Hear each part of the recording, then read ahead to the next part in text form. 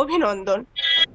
Forum for applied philosophy এবং বিদ্যাসাগর ইউনিভার্সিটির alumni অ্যাসোসিয়েশনের যৌথ উদ্যোগে আয়োজিত আজকের এই ওয়েবিনারের টাইটেলটি হলো the rise and fall of the Soviet and insiders view. পৃথিবীর ইতিহাসে একটি গুরুত্বপূর্ণ বিষয় হলো সোভিয়েত ইউনিয়নের উত্থান, যদিও পরবর্তীকালে আমরা তার পতনও দেখেছি। অর্থাৎ আমরা এই সোভিয়েত ইউনিয়নের দুটি পর্বের কথা বলতে পারি, একটি উত্থান এবং অন্যটি হচ্ছে পতন। এই দ্বিতীয় পর্বের প্রত্যক্ষদর্শী হিসাবে আজকে আমরা পেয়েছি প্রফেসর বিশ্বরূপ সান্যাল স্যারকে। আজকে আমরা স্যারের বক্তব্য সকলে শুনবো।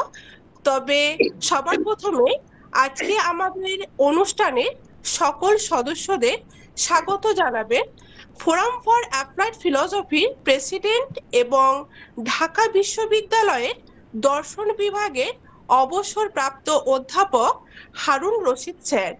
স্যারকে অনুরোধ করব স্বাগত ভাষণের জন্য। স্যার। জি, ধন্যবাদ অদিতি। শুভ সন্ধ্যা। ফোরাম ফর অ্যাপ্লাইড ফিলসফির পক্ষ থেকে আপনাদের সবাইকে শুভেচ্ছা, স্বাগতম এবং অভিনন্দন জানাচ্ছি। আমাদের ফোরাম ফর অ্যাপ্লাইড ফিলসফি এবং বিদ্যাসাগর বিশ্ববিদ্যালয় যৌথভাবে বেশ কিছুদিন ধরে এভাবে ওয়েবিনার করে আসছে নিয়মিত।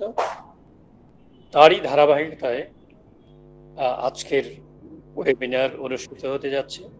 ইতিমধ্যেই আপনারা শুনেছেন যে আজকের ওয়েবিনারের বিষয় হচ্ছে the rise and fall of the Soviet and insiders view. আজকের যিনি বক্তা তিনি হচ্ছেন সেই ইনসাইডার যিনি আমাদের উদ্দেশ্যে বলবেন। তিনি একজন প্রত্যক্ষদর্শী।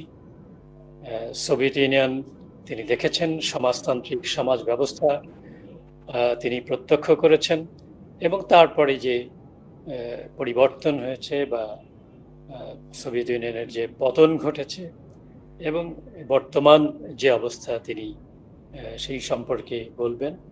আমরা যারা দূর থেকে এই সব সোভিয়েত ইউনিয়ন সম্পর্কে আমাদের যে আগ্রহ, জানার আগ্রহ এবং বিশেষ করে তার পতন কেন ঘটলো, পৃথিবীর প্রথম একটি মানবিক যে ব্যবস্থা গড়ে উঠেছিল, মানুষের মুক্তির জন্য যে ব্যবস্থা গড়ে উঠেছিল সেই 1917 সালে এবং যার পতন ঘটল 74 বছর সম্ভবত 1991 সালে। এবং এই অবস্থায় তার যে পতনটা ঘটলো সেই পতনের মূল কারণগুলো কি, এ নিয়ে আমাদের মধ্যে নানা ধরনের প্রশ্ন, নানা ধরনের জিজ্ঞাসা, নানা ধরনের অস্পষ্টতা, বিভ্রান্তি রয়েছে। আজকে আমাদের মাঝে আমরা অত্যন্ত আনন্দিত, আমাদের মাঝে যিনি উপস্থিত আছেন, আমার সাথে ব্যক্তিগতভাবে তার পরিচয় নেই, আজকেই সাক্ষাৎ হলো অনলাইনে, জনাব বিশ্বরূপ সান্যাল। তিনি একজন বিশিষ্ট রাজনৈতিক বিশ্লেষক। বিশেষ করে তার এই 4 দশকের অভিজ্ঞতার সার সংকলন করে তিনি আমাদের উদ্দেশ্যে সোভিয়েত ইউনিয়নের উত্থান এবং পতন সম্পর্কে তার যে ব্যাখ্যা, তার যে বিশ্লেষণ তিনি উপস্থাপন করবেন। তো আমরা খুবই আনন্দিত, সৌভাগ্যবান মনে করি যে তিনি একেবারে কাছ থেকে যা দেখেছেন তারই আলোকে আমাদের সামনে কথা বলবেন। তাকে আমরা অসংখ্য ধন্যবাদ এবং কৃতজ্ঞতা জানাই ফোরাম ফর অ্যাপ্লাইড ফিলসফির পক্ষ থেকে যে তিনি আমাদের এই মাঝে তার বক্তব্য উপস্থাপন করতে সম্মত হয়েছেন। এছাড়া শুরুতেই আমরা এর মূল ভাব, আজকের বিষয়ের মূল ভাব উপস্থাপন করবেন আমাদের ফোরাম ফর অ্যাপ্লাইড ফিলসফির এক্সিকিউটিভ প্রেসিডেন্ট, বর্ধমান বিশ্ববিদ্যালয়ের দর্শন বিভাগের অধ্যাপক সন্তোষ কুমার পাল। এর উপরে আলোচনা করবেন বিশিষ্ট রাজনৈতিক বিশ্লেষক এবং বিদ্যাসাগর বিশ্ববিদ্যালয়ের অবসরপ্রাপ্ত অধ্যাপক দেবনারায়ণ মোদক। আমরা আশা করি যে আজকের এই ওয়েবিনারে বিশ্বরূপ বাবুর যে বক্তব্য, তার মধ্যে দিয়ে আমাদের মনের যে সমস্ত প্রশ্ন আছে, যে জিজ্ঞাসা আছে, সেগুলো সম্পর্কে আমরা কিছুটা স্পষ্ট ধারণা পাব এবং আপনারা সবাই এই আলোচনা তার বক্তব্য উপভোগ করবেন। তো এই কথাগুলো বলে আপনাদের সবাইকে আবারও এই ওয়েবিনারে যুক্ত থাকার জন্য ধন্যবাদ এবং কৃতজ্ঞতা জানিয়ে আমার স্বাগত বক্তব্য শেষ করছি। আপনারা সবাই ভালো থাকবেন, সুস্থ থাকবেন। ধন্যবাদ সবাই। অসংখ্য ধন্যবাদ জানাই স্যারকে।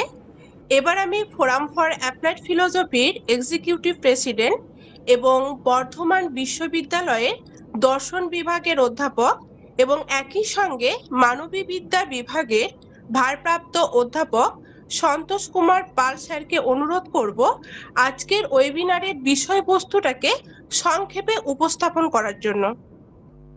স্যার, আপনি শুরু করুন।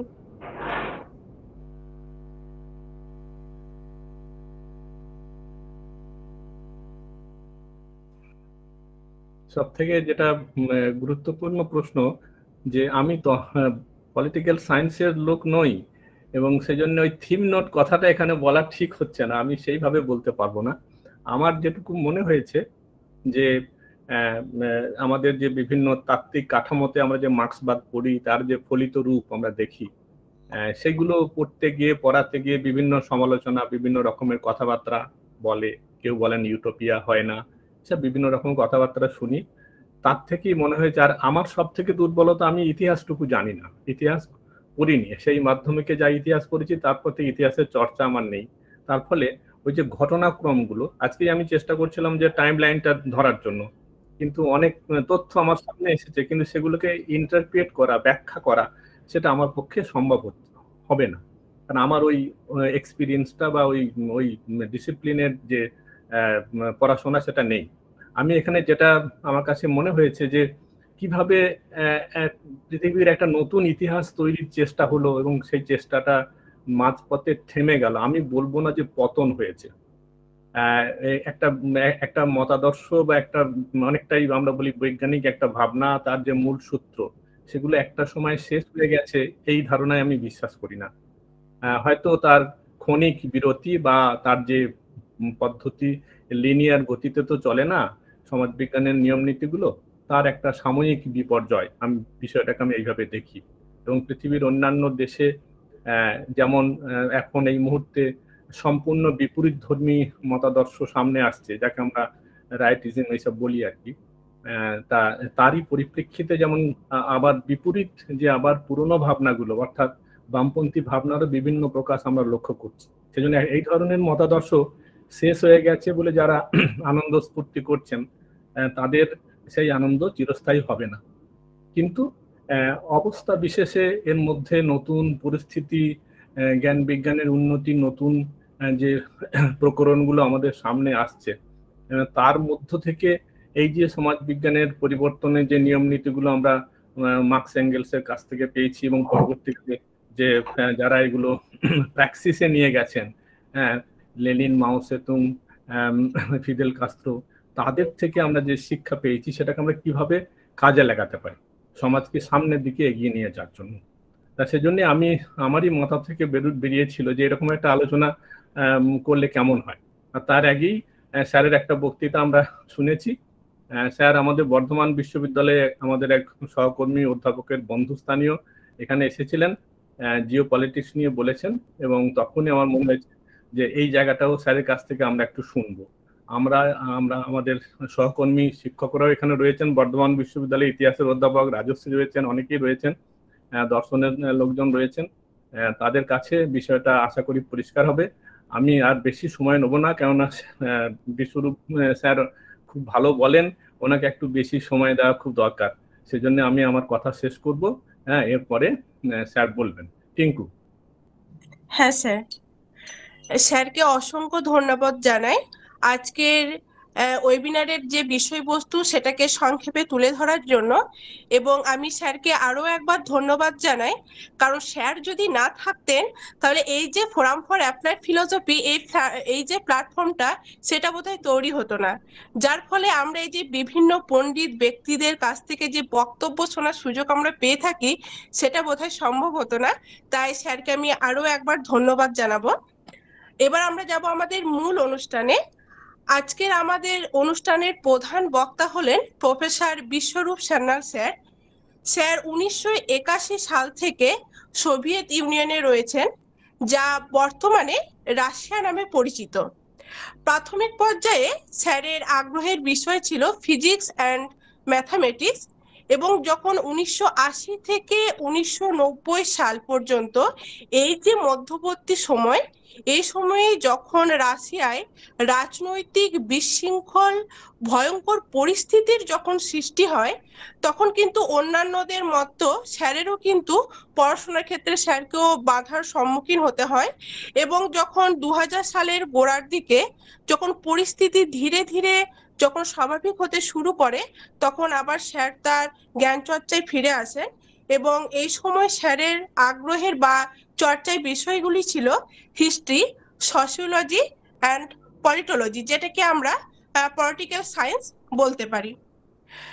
এখন sir institute of Russian political culture and academy of higher ম্যানেজমেন্টের একজন গুরুত্বপূর্ণ সদস্য and regular contributor to the influential think tank in Russia. আরেকটা বিষয় যেটা স্যার হচ্ছে, স্যার কিন্তু বিগত 4 দশকেরও কিন্তু বেশি সময় ধরে স্যার কিন্তু রাশিয়ায় রয়েছেন। পৃথিবীর ইতিহাসে যে গুরুত্বপূর্ণ যে ঘটনা, যে সোভিয়েত ইউনিয়নের যে পতন, তার কিন্তু সাক্ষী ছিলেন স্যার।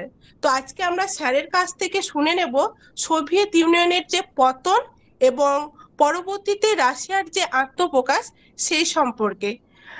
স্যারের বক্তব্য শোনার জন্য আমরা অধীর আগ্রহে অপেক্ষা করে আছি।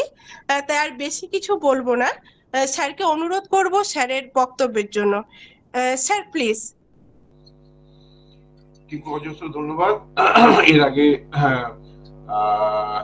আমাদের ঢাকা বিশ্ববিদ্যালয়ের যিনি অধ্যাপক এবং সন্তোষবাবু বললেন, ভারী সুন্দর বলেছেন।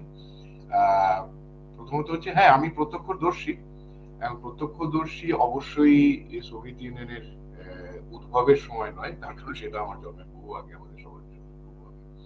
তো পতনের সময়টাতে আমি প্রত্যক্ষদর্শী অবশ্যই ছিলাম। সেই সময় অনেক কিছু আমি দেখেছি, বোঝার চেষ্টা করেছি, বুঝতে পারিনি। মূলগতভাবে আমি আবার যখন একাডেমিয়াতে ফিরলাম 2000 সালের কিছু পরে, যখন স্টেবল হয়ে এসছে অবস্থায় দেশে, তখন আমার যে মানে প্রথাগত বিদ্যা, যেটা একটু আগে টিকু বললেন যে ফিজিক্স এবং ম্যাথমেটিক্স, সেইটার বাইরে আমার প্রশ্ন আসতে শুরু করে যে ফিজিক্স ম্যাথামেটিক্স এ তো যা হচ্ছে হচ্ছে এখন। তো সেই সময় ওই 2000 সালের পরে আমি যখন আবার একাডেমিয়াতে ফেরার কথা ভাবি, তখন স্বাভাবিকভাবেই আমার মনে প্রশ্ন এসেছিল যে আমি যে নানান ধরনের এসব উথাল পাথাল পৃথিবী জোড়া সেগুলোর সাক্ষী রইলাম, সেটার পেছনের গল্পগুলি কি বা তার ভেতরের ছবিটা কি, সেইটা চর্চা করতে করতে করতে করতে আমি আজকে একটা জায়গায় পৌঁছেছি যে এখন আমি মোটামুটি দেখতে পাই। অবশ্যই সেই দেখতে পাওয়ার মধ্যে কিছু মেথডোলজিক্যাল কিছু পদ্ধতি আছে, সেইগুলো থেকে আমি আমার বক্তব্য শুরু করব। অর্থাৎ পদ্ধতিগত বিষয় হচ্ছে যে একটা যে কোনো ঐতিহাসিক ঘটনাকে, যেমন ধরুন আমাদের দেশের স্বাধীনতা আন্দোলন, বাংলাদেশের মুক্তি আন্দোলন, বা এমনকি গত বছরে বাংলাদেশে যে ঘটনা ঘটে গেল, সেগুলোর বিশ্লেষণ করার জন্য একটা লিনিয়ার পদ্ধতি আছে যে এ বি সি এই তিনটি শক্তি তারা বিভিন্নভাবে শক্তি সঞ্চয় করেছে, সেইখান থেকে এই হয়েছে ওই হয়েছে, এইটা একটা পদ্ধতি আছে। সেটা থেকে আমরা একটা মোটামুটি সরলীকৃত ধারণা পাই। কিন্তু বৈজ্ঞানিকভাবে সেটাকে দেখতে গেলে, অর্থাৎ ভেতরের গভীরে কি কি সামাজিক পদ্ধতি বা কি কি সামাজিক ঘটনাবলী এই ঘটনাগুলোকে অবশ্যম্ভাবী ইনএভিটেবল করে তুলেছে, সেইটা বোঝার জন্য আমি যে পদ্ধতিটা ব্যবহার করি সেটা আমার একান্ত নিজস্ব নয়। এটা আমি অন্য আমার যারা আমি যাদের কাছ থেকে যেগুলো শিখেছি বা দেখতে শিখেছি তাদের মানে প্রপোজ করা পদ্ধতি, যেটা মূলগতভাবে ধরতে পারেন ডায়ালেকটিক্স এর সাথে সামঞ্জস্যপূর্ণ। অর্থাৎ ডায়ালেকটিক্স এর যে তিনটি নিয়ম, সেগুলো এঙ্গেলস খুব সুন্দরভাবে লিখেছিলেন, হেগেলের দেওয়া, সেইগুলির কথা আমি খুব সংক্ষেপে বলছি। এক নম্বর হচ্ছে যে কোনো সিস্টেম, সেটা রাষ্ট্র, সমাজ, একটা শিক্ষা প্রতিষ্ঠান, একটা পরিবার, এমনকি একটা মানুষ, প্রকৃতি, সব জায়গাতেই এক্সিস্টেন্স অর্থাৎ যে অবস্থাটার মধ্যে সেই ব্যবস্থাগুলি যায়, সেটা যে ব্যবস্থাই হোক, ছোট বড়, তার মধ্যে সবসময় পরিবর্তনশীলতা থাকে। এটা হচ্ছে প্রথম কথা। অর্থাৎ ডায়ালেকটিক অর্থাৎ সবকিছু পরিবর্তনশীল, এটা হচ্ছে যাকে বলে আমরা জিরো লেভেলের একটা হাইপোথিসিস। তারপরে হচ্ছে যে এই এক্সিস্টেন্সটা ঠিক কিরকম ভাবে হয়, এটা পরিবর্তনশীল তো বটেই, কিন্তু সেই পরিবর্তনের মূলে কি আছে? পরিবর্তনের মূলে রয়েছে যে সেই ব্যবস্থার বা সেই ইউনিটটির, সেই সিস্টেমটির ভেতরের বিভিন্ন চালিকা শক্তির মধ্যে দ্বন্দ্ব, এবং মানে দ্বন্দ্ব, কখনো সেটা একসাথে চলে।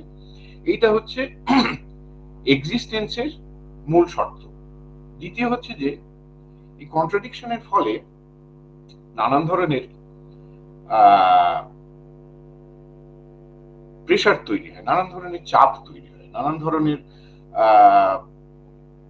পরিবর্তনের সূত্র তৈরি হয়, যে সূত্রগুলি ক্রমশ বাড়তে বাড়তে বাড়তে বাড়তে কোয়ান্টিটেটিভলি বাড়তে বাড়তে একটা জায়গায় পৌঁছবে যখন সেটা গুণগত পরিবর্তনের পথ নিতে বাধ্য হয়। এটা হচ্ছে দ্বিতীয় নিয়ম, অর্থাৎ কোয়ান্টিটেটিভ চেঞ্জ থেকে কোয়ালিটেটিভ চেঞ্জ। তৃতীয়টা হচ্ছে যে মানে কতটা আমাদের নিউটনের তিনটি সূত্রের মতে, তিনি যে সেই কোন এক সময় তিনটি সূত্র দিয়েছিলেন, আমরা তিনটি সূত্র জায়গা থেকে কখনোই বেরোতে পারিনি এখনো পর্যন্ত, সবসময় তিনটি সূত্র। তৃতীয়টা হচ্ছে কি, ওই যে যেরকম নিউটনের সূত্রে ক্রিয়া এবং প্রতিক্রিয়া, এইখানে হচ্ছে গতিপথটা কোন দিকে হবে, অর্থাৎ পরিবর্তন যখন হবে তখন একটা সিস্টেম আরেকটাকে নিগেট করবে, সেইটাকে আবার নতুন করে নিগেট করা হবে, নিগেশন অফ নিগেশন। এই তিনটি পদ্ধতিতে সমস্ত সিস্টেমেরই পরিবর্তন হয়।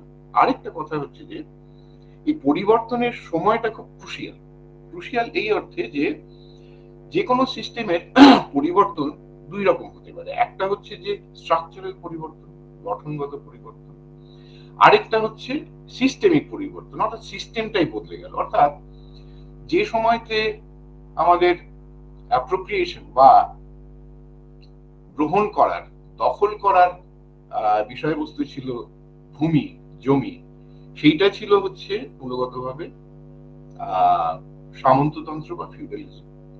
সেইখান থেকে কন্ট্রাডিকশন বাড়তে বাড়তে, পুঁজি এবং ব্যবস্থার মধ্যে কন্ট্রাডিকশন বাড়তে বাড়তে যখন একটা সময় আসে যখন ক্যাপিটালটাই হচ্ছে হস্তগত করার মূল বিষয়, তখন যে পরিবর্তনটা আসে, সেই পরিবর্তনটার ফলে যেটা তৈরি হয় সেটাকে আমরা ক্যাপিটালিজম বলি। এখন যে কথাটা বলবো সেটা আজকের আলোচনার যদিও বিষয়বস্তু নয়, পরবর্তীতে যদি কখনো আপনাদের মনে হয় এই বিষয়ে আলোচনা করবে তাহলে বলবো। সেটা হচ্ছে এখন আমরা কিন্তু সঠিক অর্থে ক্যাপিটালিজমের এরাতে বাস করছি না, আমরা এখন পোস্ট ক্যাপিটালিজম আছি, যেখানে ওই দখল করার বিষয় হচ্ছে আমাদের মনোজগৎ, মেন্টাল ওয়ার্ল্ড। তো এইখানে আরো কয়েকটা কথা আমি প্রথমেই বলে রাখি যে এই পদ্ধতিটা তো আমি প্রয়োগ করব আমাদের এই আলোচনাতে। আরো যে কতগুলি শব্দ আমি আগে থেকে বলে রাখছি, এগুলোর মানেটা আমি বারবার করে বলবো না। একটা হচ্ছে বাইয়ার্স, BOYARS, এটা হচ্ছে রাশিয়ার একটি বিশেষ সুবিধাভোগী শ্রেণী, যারা রাজতন্ত্রের আমলে ছিল বা পুরনো রাজতন্ত্রের আমলে ছিল, ধরুন 14শ-15শ শতাব্দীতে। তারা ছিল মূলগতভাবে রাজার পারিষদ বা সভাসদ। আরেকটা শব্দ আমি ব্যবহার করব নোবিলিটি।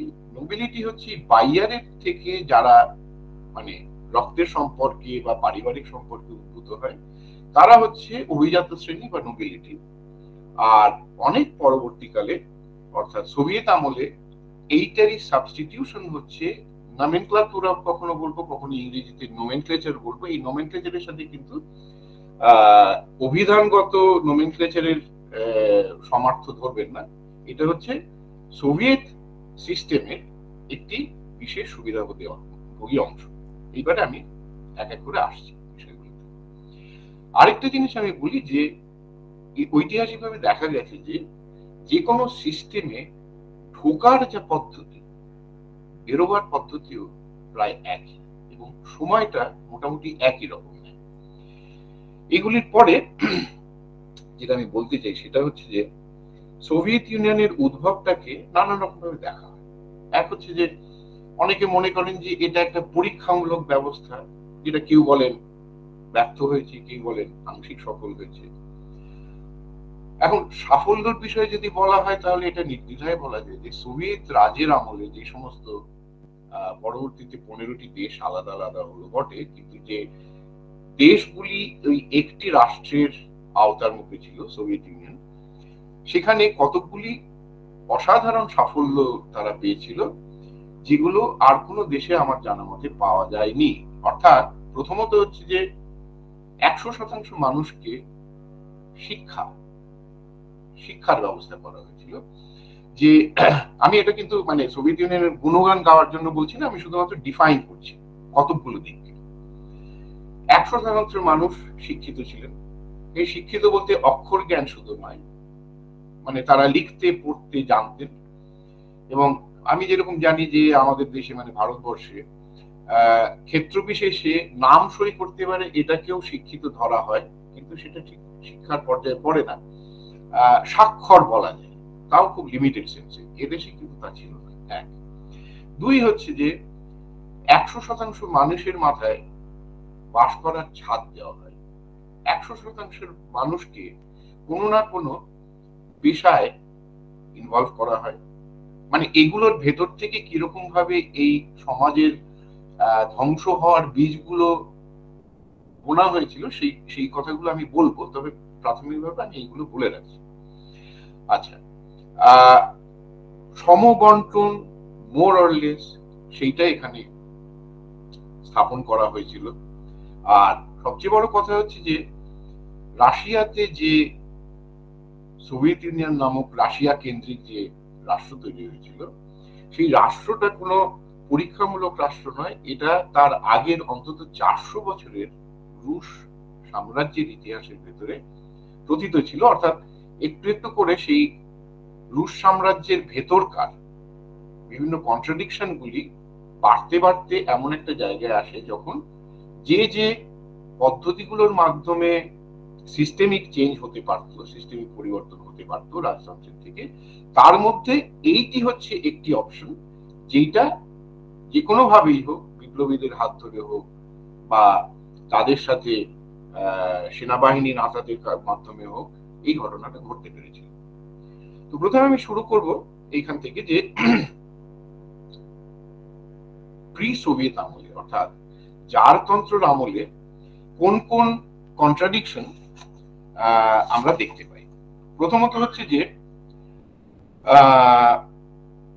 জারের আমল থেকে শুরু করে সোভিয়েত আমল পর্যন্ত এই যে সুবিধাভোগী শ্রেণী, যাদের আমি বললাম যে বায়ার্স, তারপরে হচ্ছে অভিজাত শ্রেণী অর্থাৎ নোবেলিটি, তারপরে হচ্ছে নোমেনক্লাতুরা, এদের সংখ্যা এবং কলেবর ক্রমশ বেড়েছে।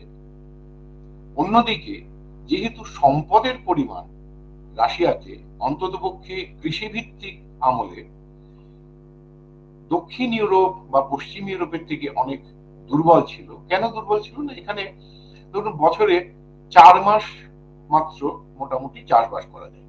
তো তার ফলে যেটা এখানে বলা হয় 1/3, খুব বেশি হলে 1/4, অর্থাৎ 1 মণ যদি আপনি গম রোপণ করেন, কথার কথা বলছি, তাতে আপনি 3 অথবা 4 মণ গম ফেরত পাবেন, যার থেকে 1 মণ আবার আপনাকে পরের বছর রোপণ করার জন্য রাখতে হবে। এইটার হার দক্ষিণ ইউরোপ বা পশ্চিম ইউরোপে এটা তার থেকে অনেক বেশি, 6 গুণ 7 গুণ। এটা একটা বড় ফ্যাক্টর, যেটা দীর্ঘ সময় ধরে, অর্থাৎ যখন এদেশে শিল্প তৈরি হতে শুরু করলো তার আগে পর্যন্ত এটা একটা খুব গুরুত্বপূর্ণ ডাইনামিক ছিল। তো এই প্রথম যে কন্ট্রাডিকশনটা, প্রথম যে দ্বন্দ্বটা, সেটা হচ্ছে পাওয়ার এবং প্রপার্টির মধ্যে, ক্ষমতা এবং সম্পদ। অর্থাৎ যখন আপনার ক্ষমতা এবং তার আশপাশের মানুষের সংখ্যা বাড়ছে, সেই গোষ্ঠীটা ক্রমশ স্ফীততর হচ্ছে, অথচ প্রপার্টিটা একই রকম রয়ে যাচ্ছে, সেক্ষেত্রে বন্টনের ক্ষেত্রে সবার ভাগে কম পড়ে যেতে বাধ্য। এমনকি 1779 থেকে 1859 পর্যন্ত এই যে সময়টাতে ধরে নেওয়া হয় যে রুশ সাম্রাজ্যের সুবিধাভোগী শ্রেণীরা সবচেয়ে ভালো ছিল, এবং সেই সময়েও মানে নোবিলিটি, অর্থাৎ সেই সময়কার অভিজাত যারা, তাদেরকে আমি একটা শব্দ ব্যবহার করবো যে socially acceptable way of life. অর্থাৎ সোশ্যালি অ্যাকসেপ্টেবল মানে কি, আপনাকে একটা নির্দিষ্ট ইন্টারভালে আপনাকে বল নাচের ব্যবস্থা করতে হবে, একটা নির্দিষ্ট সময় বছরের মধ্যে বিদেশে গিয়ে বাস করতে হবে, কিছু কিছু স্পেসিফিক ধরনের জিনিস ফ্রান্স থেকে, ব্রিটেন থেকে আমদানি করে সেইগুলো ব্যবহার করতে হবে। এইগুলো হচ্ছে সেই মানে চেক মার্ক গুলো, যেগুলো দিয়ে প্রমাণিত হবে যে হ্যাঁ আপনি অভিজাত, মানে অভিধার যোগ্য। এই অবস্থাতে socially acceptable behaviour, way of life, এইটা করার জন্য সেই সময়ের হিসেবে দেখা যায় যে 100 জন ভূমিদাস বা তার সমমূল্যের ক্যাশ বা মানে অর্থনৈতিক স্ট্রেংথ থাকার দরকার ছিল। এখন 100 জন ভূমিদাস মানে হচ্ছে গড়পড়তা, তারা তো হচ্ছে পুরুষ, অর্থাৎ 6-5 আপনার মানুষ থাকতে হবে কোনো একজন জমিদারের আন্ডারে। তো মাত্র 20% মানুষ, অর্থাৎ এই যে অভিজাতদের মাত্র 20% তারা এই সোশ্যালি অ্যাকসেপ্টেবল লেভেলটা তারা মেনটেন করতে পারতেন। তার ফলে অনেক সময় তাদেরকে, ভূমিদাসদেরকে বন্ধক রাখতে হতো, যেটার একটা খুব ইন্টারেস্টিং গল্প রয়েছে। নিকোলাই গোগলের নাম আপনারা সবাই হয়তো নিশ্চয়ই শুনেছেন। তার একটা দ্য ডেড সোলস বলে একটা উপন্যাস আছে, খুব চমৎকার উপন্যাস। সেটা যাদের পড়া নেই তারা একটু সময় করে পড়বেন, অনেক কিছু বুঝতে পারবেন। অর্থাৎ সেই সময় যে ঊনবিংশ শতাব্দীর দ্বিতীয় ভাগে কি ধরনের সামাজিক ডাইনামিক্স এখানে ছিল, যখন আপনি আপনার ভূমিদাসকে সরকারের কাছে মর্টগেজ করতে পারতেন কিছু ক্যাশ পাওয়ার জন্য। এবারে মানে এদেশের প্রথাগত যে ইতিহাস আমাদের পড়ানো হয়েছিল, কারণ আমাদের ফিজিক্সের পাশাপাশি এদেশের ইতিহাসও পড়তে হতো, তাতে 1861 সালে, যেটা ইনসিডেন্টালি আমাদের রবীন্দ্রনাথের জন্ম সাল, সেই সময়তে এদেশে ভূমিদাস প্রথার বিলোপ করা হয়। এইটাকে ধরে নেওয়া হয় বা আমাদেরকে বোঝানো হয়েছিল যে এটা বিভিন্ন ধরনের সংগ্রামের কারণে ইত্যাদি ইত্যাদি। তো এখন আমরা বুঝতে পারি যে আসলে ব্যাপারটা তা ছিল না, বিষয়টা তার থেকে অনেক গুরুত্বপূর্ণ ছিল। এই যে 80% ভূমিদাস সরকারের কাছে, অর্থাৎ রাজার কাছে মর্টগেজ, বন্ধক দেওয়া ছিল। তার ফলে সরকার বা যার, তাদেরকে আর বন্ধকি সম্পদ হিসেবে না রাখতে পেরে তিনি তাদেরকে মুক্ত করে দেন। এইটাই ছিল এই ভূমিদাস প্রথায় বিলোপের মূল কারণ। অর্থাৎ এই সময় যত এগোচ্ছে তত ক্ষমতার পার্সনিফিকেশন ক্রমশ বেড়ে যাচ্ছে। অর্থাৎ কত সংখ্যক মানুষ সেই ক্ষমতার আশপাশে রয়েছে, তাদের সংখ্যা, তাদের কলেবর বাড়ছে, তাদের ভোগবিলাস বাড়ছে, অন্যদিকে তাদের সম্পত্তির পরিমাণ কমছে। এইখানে একই সময় রুশ দেশ আন্তর্জাতিক ক্যাপিটালের সাথে, এটা আমি বলছি ঊনবিংশ শতাব্দীর মাঝামাঝি বা প্রথম ভাগে, আন্তর্জাতিক পুঁজির সাথে নিজেদেরকে সম্পৃক্ত করতে শুরু করে। তার ফলে যে ওনারশিপের ধরন বেশ কিছু বদলাতে শুরু করে। যেমন সরকারের থেকে কিছু একটা লিজ নেওয়া। যেমন আপনাদের বলি যে এখন যেটাকে আজারবাইজান রাষ্ট্র বলা হয়, সেটা তো আসলে রুশ সাম্রাজ্যের অংশ ছিল। তো তার আওতাতেই পড়তো কাস্পিয়ান সাগর।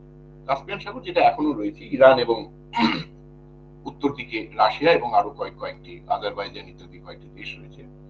এই কাস্পিয়ান সাগরে সেই সময় পেট্রোলিয়াম পাওয়া যাওয়া শুরু হয়।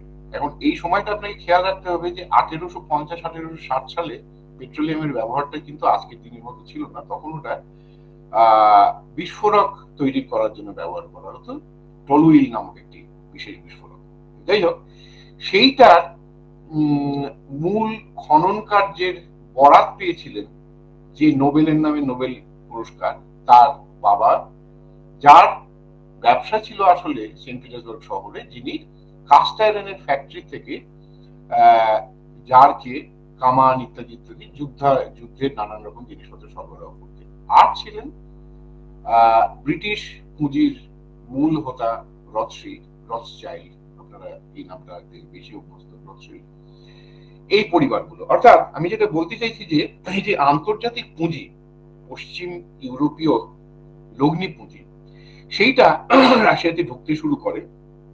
তার ফলে ক্যাপিটালটা অবশ্যম্ভাবীভাবে আন্তর্জাতিক চেহারা নেয়, এবং তার ফলে যেটা হতে পারত বা যেটা হওয়ার মানে যথেষ্ট সম্ভাবনা ছিল সেটা হচ্ছে যে রুশদের একটা সেমি কলোনি, আধা উপনিবেশ হতো পশ্চিমা ক্যাপিটালের, এবং অথবা আরেকটা পথ ছিল যে ক্ষমতা, অর্থাৎ জার এবং তার আশপাশের যে সমস্ত তখনকার দিনের মানে নোবিলিটি বা বাইয়ার অবশ্য তখন বলা হতো নোবিলিটি, যে তারা সম্পূর্ণভাবে সম্পদের থেকে নিজেদেরকে বিযুক্ত করলো, অর্থাৎ সম্পদের মতো এবং ক্ষমতার মতো। এই একটা পদ্ধতি ছিল যেটাতে রুশ ইতিহাসটা এগোতে পারত। এইটা ছিল প্রথম কন্ট্রাডিকশন যেটার কথা আমি বলতে চাইছি, অর্থাৎ ক্ষমতা এবং সম্পদের মালিকানার একটা সংঘাত।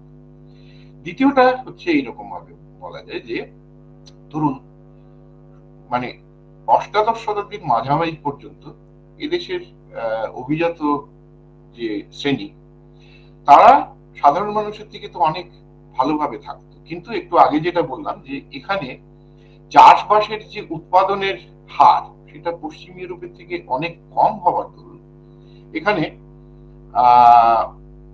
পশ্চিমারা যে যতটা মানে ভোগ ব্যয় করতে পারত, এখানে সেইটার মাত্রা অনেক কম হতে বাধ্য ছিল। তো অন্যদিকে ছিল যে পশ্চিমারা সেই সময় কলোনি তৈরি করতে শুরু করেছে, আবার সেই সমস্ত জায়গাতে ক্যাপিটালিজম উদ্ভব হতে শুরু করেছে, যার দরুন সেই এই দেশগুলিতে সেখানকার লোকাল পপুলেশনের উপর, অর্থাৎ ব্রিটেনে, ফ্রান্সে, তাদের উপর শোষণ তৈরি হয়েছে, যেটার সাথে তাল মেলাতে গেলে এদেশে অর্থাৎ রুশ দেশে শোষণের মাত্রা অনেক বেশি বাড়াতে হতো।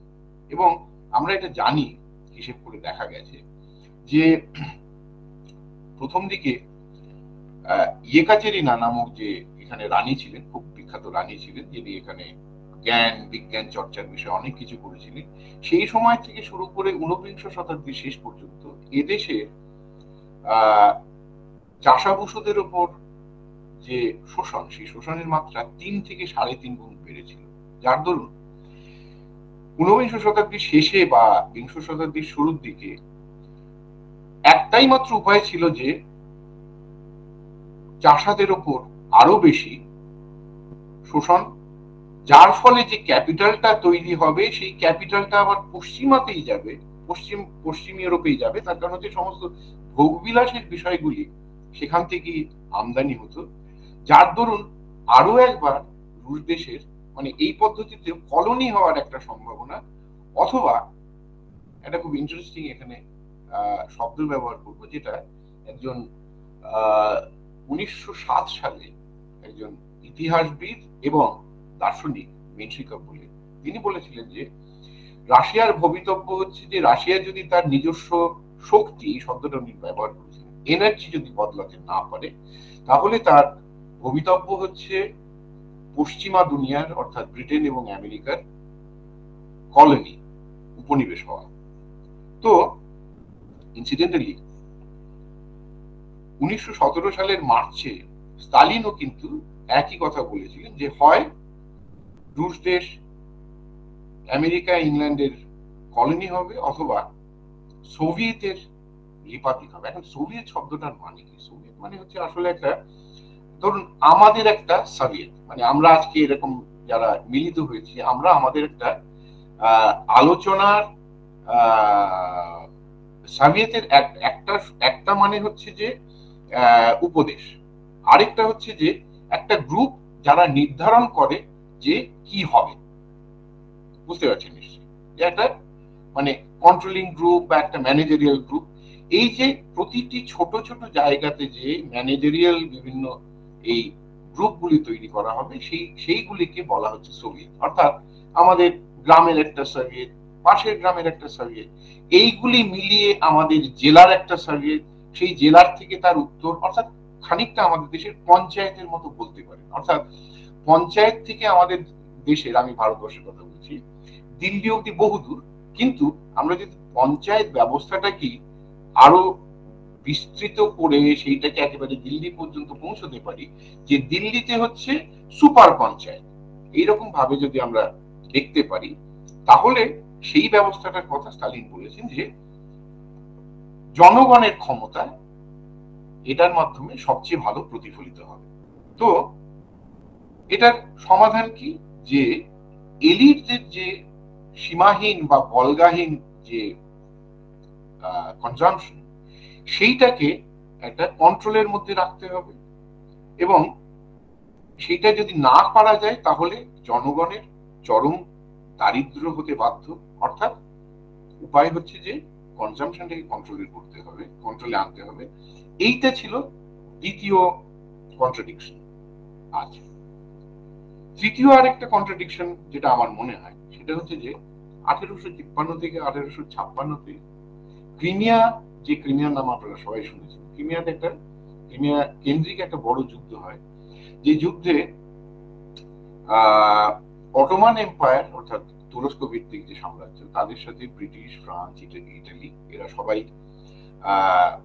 তাদের যুদ্ধে যোগ দিয়েছিল। সেই যুদ্ধে ফাইনালি রাশিয়া হেরে যায় বটে, কিন্তু তা সত্ত্বেও রাজনৈতিক শক্তি হিসেবে রাশিয়া কিন্তু তখন নিজেকে বলবৎ রাখতে পারে। যদিও অর্থনৈতিকভাবে দেখতে গেলে রাশিয়া তখন ক্যাপিটালিস্ট সিস্টেমের সেমি পেরিফেরি বলতে আমি কি বলছি, যে ক্যাপিটালিস্ট ব্যবস্থার একটা কেন্দ্র থাকে, সেই কেন্দ্রতে ধরুন আমাদের এখানে একটা ক্যাপিটালিস্ট ব্যবস্থা তৈরি হলো, এইখানে আমাদের রিটার্ন অন ইনভেস্টমেন্ট সেইটা বাড়াতে একটা জায়গায় পৌঁছবে যখন সেটা আর বাড়তে পারছে না, অথবা জনরোষের কারণে আমি সেটাকে আর বাড়াতে পারছি না, না হলে আমাদের সব লুটপাট করে নেবে। অর্থাৎ আইন শৃঙ্খলার সঙ্গে জনগণের শোষণ এবং শোষণের কারণে তৈরি হওয়া অসন্তোষের মধ্যে একটা সংঘাত। তখন কি করে ক্যাপিটালিস্ট সিস্টেম, তার পরিসীমাকে আরেকটু বাড়ায়।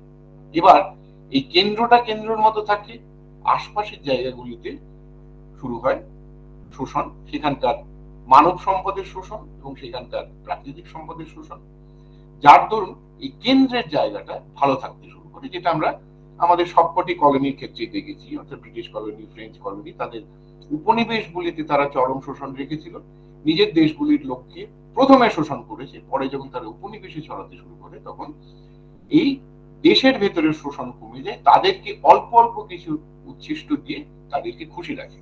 তো অর্থনৈতিকভাবে রাশিয়া সেই সময় semi periphery of capitalist system হয়ে গেছে। অর্থাৎ পশ্চিমের উপর আরো বেশি নির্ভরশীলতা বাড়ানোটা ছিল একটা উপায়, যার মানে হচ্ছে অবশ্যই সেমি কলোনি হবে, অথবা অর্থনৈতিকভাবে এবং সামরিকভাবে পশ্চিমের সমান সমান হয়ে যাওয়ার প্রয়োজন। তো এর সমাধান কি? একটা সমাধান হচ্ছে যে ক্ষমতা, যেগুলো একটু আগে বললাম, ক্ষমতা তার সমস্ত ধরনের ওনারশিপ থেকে, পজিশন থেকে নিজেকে মুক্ত করবে। দুই হচ্ছে যে এলিট অর্থাৎ সুবিধাভোগী এবং অভিজাত শ্রেণী, তাদের কনসামশনকে একটা সীমার মধ্যে রাখা হবে, এবং দেশটা মিলিটারি দিক থেকে এবং ইন্ডাস্ট্রির দিক থেকে একটা স্বয়ংসম্পূর্ণ একটা ব্যবস্থাতে উত্তীর্ণ হবে। এই যে তিনটি উপায় আমি বললাম, যেটা তার আমার আগের আলোচনা থেকে অবশ্যম্ভাবীভাবে বেরিয়ে আসে, এই তিনটে সাধন করা হয়েছিল, সম্ভব করা হয়েছিল বিপ্লবের মাধ্যমে। এবার এইটাই কি একমাত্র পথ ছিল? না, এটা একমাত্র পথ ছিল না। অন্য পথও হতে পারতো, রাশিয়া একটা কলোনি হতে পারতো, আধা কলোনি হতে পারতো, কিন্তু এই অবস্থাটাকে উত্তীর্ণ হওয়ার জন্য যে রাজনৈতিক শক্তি এবং রাজনৈতিক সংগঠন প্রয়োজন ছিল, সেইটা রাশিয়াতে ততদিনে তৈরি হয়ে গেছে, যাদেরকে আমরা বলশেভিক বলি। আর এই বলশেভিকরা সেই সময় ক্ষমতায় আসে, যার পেছনে অবশ্যই জনসাধারণের বড় একটা সমর্থন ছিল, আর সমর্থন ছিল এই দেশের সেনাবাহিনী। এখানে আরেকটা কথা আমি বলে রাখি যে 17 সালে আসলে দুটো বিপ্লব হয়েছিল। একটা ছিল ফেব্রুয়ারি বিপ্লব, যে বিপ্লবের মাধ্যমে রাজতন্ত্র উৎখাত করা হয়, এবং সেই সময় যেটাকে দুমা বলা হয়, দুমা পার্লামেন্ট বলতে পারে, যে যদিও সেই পার্লামেন্টটি সারা দেশের সমস্ত মানুষের ভোট দিয়ে হয়নি, মূলগতভাবে ওই হাউস অফ লর্ডস যেরকম ব্রিটেনে রয়েছে সেই ধরনের একটা হাউস, যারা দেশের আইন প্রণয়ন করবে, তারা জারকে উৎখাত করে তারা ক্ষমতা দখল করে, এবং তাদেরকে মাত্র দেখা যাচ্ছে 9 মাস বাদে, নভেম্বর মাসে, বলশেভিকরা দ্বিতীয় আরেকটা বিপ্লব করে সেই ক্ষমতা তাদের কাছ থেকে কেড়ে নেয়। এর পেছনে আর বেশ কিছু আন্তর্জাতিক খেলাও ছিল, যেমন ধরুন যেটা এখন সম্পূর্ণভাবে প্রমাণিত, যদিও তার মধ্যে কোনো ষড়যন্ত্র দেখার কোনো কারণ নেই। অর্থাৎ ট্রটস্কি 17 সালের শুরুতে দেশে ফিরেছিলেন, তিনি আমেরিকা থেকে ফিরেছিলেন বিপুল পরিমাণ ক্যাশ নিয়ে, এবং এইটাকে আমরা বলতে পারি যে লেফটিস্ট গ্লোবালিজমের যারা প্রবক্তা, তাদের হিসেবে ট্রটস্কি আসেন। তার কাছে যে অর্থ ছিল সেই অর্থটা আমেরিকান অর্থ। আবার লেনিন সেই সময়তে সুইজারল্যান্ড থেকে 52 জন বিপ্লবীর সাথে সেই যুদ্ধ চলছে সেই রকম অবস্থার মধ্যে দিয়ে একটা সিল করা ওয়াগনে তিনি যখন এপ্রিল মাসের শুরুতে সেন্ট পিটার্সবার্গে এসে পৌঁছুন ফিনল্যান্ডের মাধ্যমে, সেইটার মদত কিন্তু করেছিলেন হচ্ছে জার্মানরা, যাদের মূল উদ্দেশ্য ছিল যে বিপ্লবটা করে লেনিন প্রথমেই যেটা করবেন সেটা হচ্ছে ক্ষমতা দখল করে যুদ্ধ থেকে বেরিয়ে যাবেন। তার কারণ এটা মনে রাখতে হবে 17 সালে যুদ্ধ চলছে, প্রথম বিশ্বযুদ্ধ যেটাকে আমরা বলি।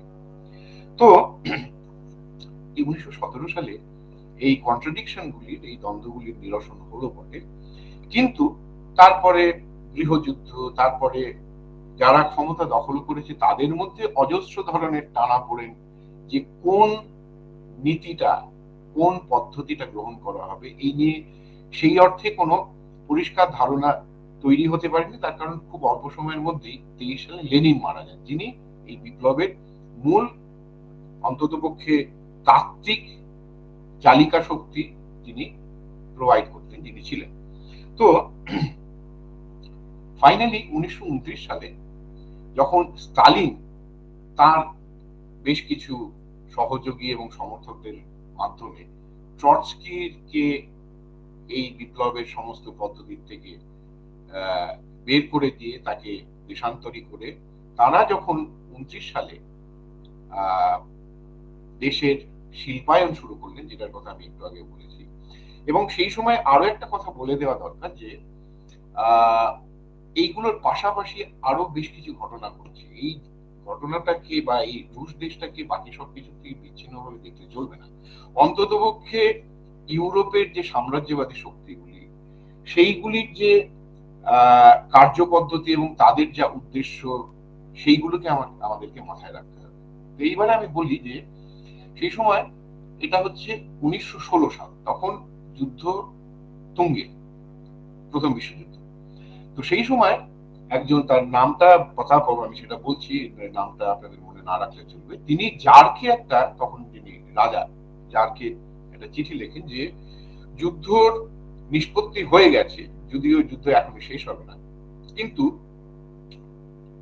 25 বছর বাদে আবার যুদ্ধ হবে, আবার বড় যুদ্ধ হবে, তার জন্য এখনই আপনি আপনার সমস্ত মিলিটারি ইন্ডাস্ট্রিয়াল যা কিছু রয়েছে সেগুলোর জাতীয়করণ করুন।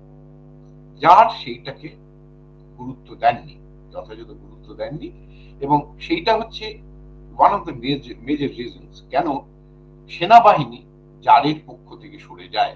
অর্থাৎ জেনারেলরা জানতেন যে বড় যুদ্ধ হবে, যেটা হচ্ছে আসলে দ্বিতীয় বিশ্বযুদ্ধ। যেই দৃষ্টির থেকে দেখতে গেলে আমি এই মতটা পোষণ করি যে আসলে বিংশ শতাব্দীতে একটাই বড় যুদ্ধ হয়েছে, যেটা 14 সাল থেকে শুরু করে 45 সাল পর্যন্ত 30 বছরের যুদ্ধ। তার কারণ 30 বছরের যুদ্ধ এর আগে ইতিহাসে অনেকবার হয়েছে ইউরোপে, তো আর 18 থেকে 39 এই সময়টা ছিল আসলে রিগ্রুপিং এর সময়, অর্থাৎ পরস্পরের মধ্যে পরের যে বড় ফেজটা, সেই বড় ফেজে কে কার সাথে হাত মিলিয়ে কি করবে। যাই হোক, তো 1929 সালে স্টালিন শিল্পায়ন শুরু করেন। এই শিল্পায়নের কতগুলো বিষয় আপনাদের বলি। এটা হচ্ছে যে 29 সালে দেশটা কিন্তু মূলগতভাবে কৃষি কেন্দ্রিক এবং তার ইন্ডাস্ট্রিয়াল ক্ষমতা খুব বেশি নয়। সেইখান থেকে 1937, 38, 39 সালের মধ্যে, অর্থাৎ ধরতে গেলে 10 বছরের মধ্যে এদেশে 6000, সংখ্যাটা খুব মন দিয়ে শুনবে, 10 বছরে 6000 বিশাল বিশাল ফ্যাক্টরি তৈরি হয়, যে ইন্ডাস্ট্রিয়াল ক্ষমতার দরুন জার্মানদের সাথে রাশিয়ানরা দ্বিতীয় বিশ্বযুদ্ধে যুদ্ধ করতে পেরেছিল এবং আলটিমেটলি প্রচুর ক্ষয়ক্ষতি সত্ত্বেও তারা জিতেছিল। আমি কেন সংখ্যাটাকে গুরুত্ব দিতে বলছি, এটা কি মাত্রার কর্মযোগ্য সেইটা বোঝানোর জন্য। অর্থাৎ 10 বছর মানে 3650 দিন, তাই না?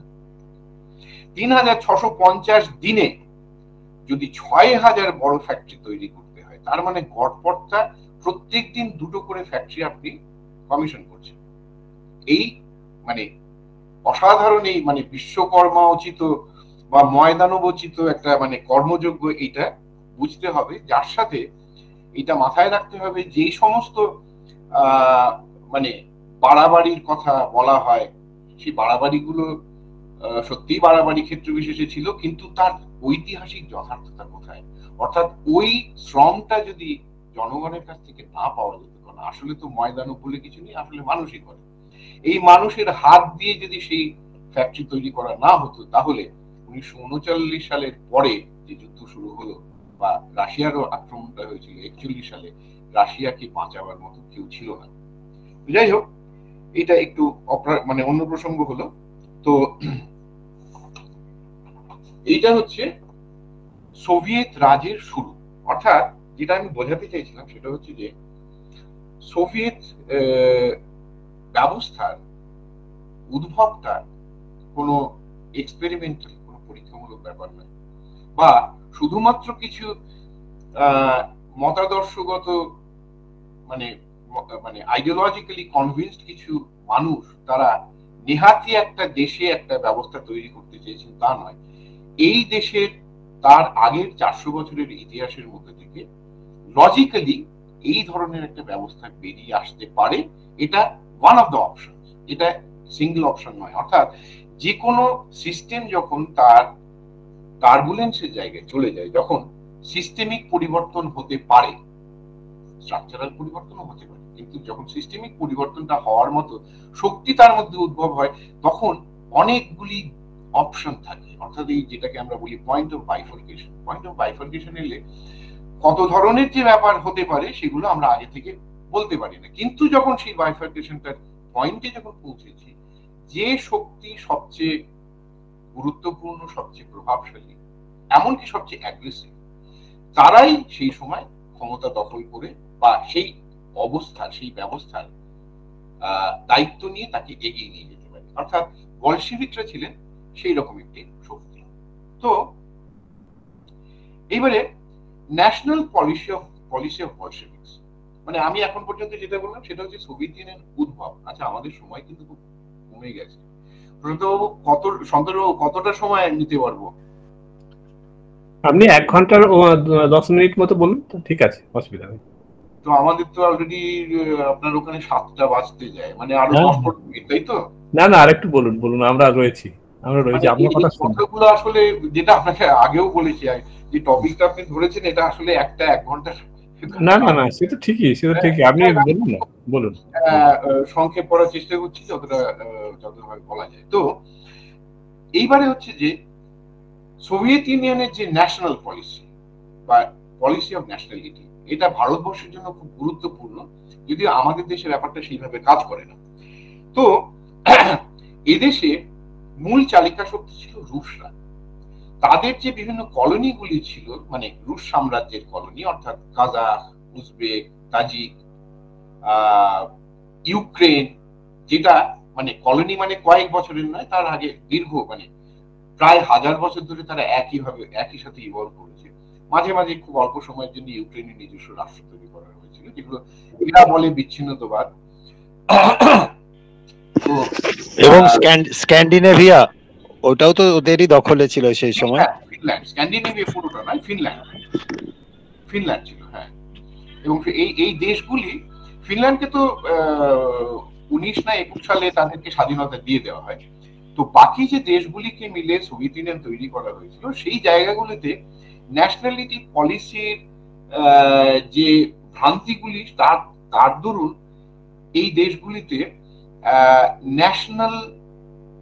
ন্যাশনালিস্ট শক্তির খুব শক্তিশালী হয়ে ওঠার একটা উপায় দেখা যায়। যখন একই ধরনের অ্যানালজি কিন্তু আমরা আমাদের দেশেও দেখতে পাই, যে আমি এটা ভালো মন্দর কথা বলছি না, আমি শুধু ফ্যাক্ট হিসেবে বলছি যে আমাদের দেশের যখন শিক্ষিত শ্রেণীর উদ্ভব হলো, যে শিক্ষিত শ্রেণীটা ছিল ওই ইংরেজি শেখা, ইংরেজি বোঝা এবং ব্রিটেন থেকে পাশ করে আসা বা আমাদের দেশেই পড়াশোনা করে ব্রিটিশ পদ্ধতির সাথে সম্পৃক্ত বিভিন্ন ব্যক্তিবিশেষ, তারাই কিন্তু ওই জাতীয়তাবাদী শক্তি হিসেবে উঠে আসে যারা ব্রিটিশদেরকে ক্ষমতাচ্যুত করে।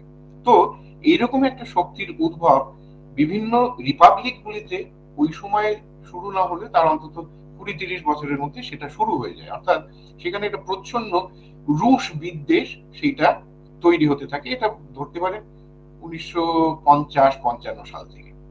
60-এর দশকে ক্রুশ্চেভ যখন ক্ষমতা নিলেন, মানে ক্ষমতায় এসছেন তিনি 1953 সালে স্টালিন মারা যাওয়ার পরে, 61 সালে তিনি বেশ কিছু আইন প্রণয়ন করেন, যার দরুন এই বিভিন্ন রিপাবলিক গুলির যে কেন্দ্রীয় শক্তি অর্থাৎ পার্টি শক্তি, তারা কেন্দ্রের থেকে অনেক অনেক বেশি অটোনমি পেতে শুরু করে, যেটা আলটিমেটলি সেই টাইম বোমাটা ফাটে গিয়ে 1991 সালে। তো এবারে এই যে নোমেনক্লেচার বা নোমেনক্লাতুরার কথা যেটা বলেছি, সেটা মূলগতভাবে ধরতে পারে সোভিয়েত ব্যুরোক্রেসি। এটাকে একটা শ্রেণী, এটাকে শ্রেণী বলা খুব মুশকিল। তার কারণ হচ্ছে যে শ্রেণীর অন্ততপক্ষে লেনিনের যে সংজ্ঞা, সেটা হচ্ছে large groups of people differing from each other by the place they occupy in a historically determined system of social production to the means of production. অর্থাৎ ব্যুরোক্রেসির মিনস অফ প্রোডাকশনের উপর কিন্তু কোনো দখলদারি ছিল না, কিন্তু যেটা ছিল সেটা হচ্ছে যে তাদের প্রিভিলেজের উপর তাদের অধিকার ছিল।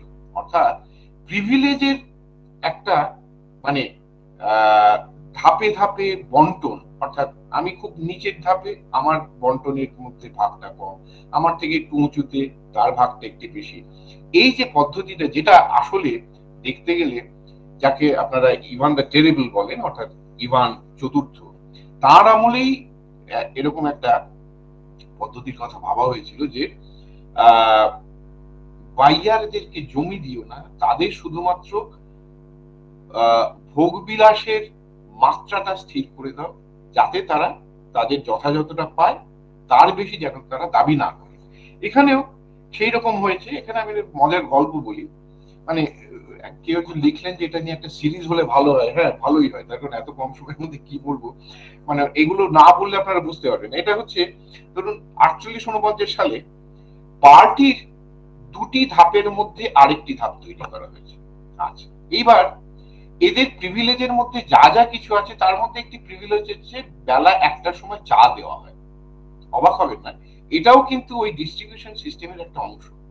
তো একজনকে চায়ের সাথে শুধু চিনি দেওয়া হয়, আরেকজনকে চায়ের সাথে চিনি এবং লেবু দেওয়া হয়। এবার মাঝখানে যাকে দিয়েছে তাকে কি দেওয়া হবে, এইটা বেশ একটা চিন্তার বিষয় হয়ে গেল, যেখানে ফাইনালি এটা ঠিক হলো যে তাকে তো লেবু দেওয়া যাবে না, কারণ উপরের ধাপে লেবু গেলে তার নিচের ধাপে লেবু যাবে না। সেইখানে তাকে একটা টিস্যু পেপার দেওয়া শুরু হলো। ওইটাই হচ্ছে ওই সিম্বল যে উনি একজনের থেকে নিচে আরেকজনের থেকে উপরে।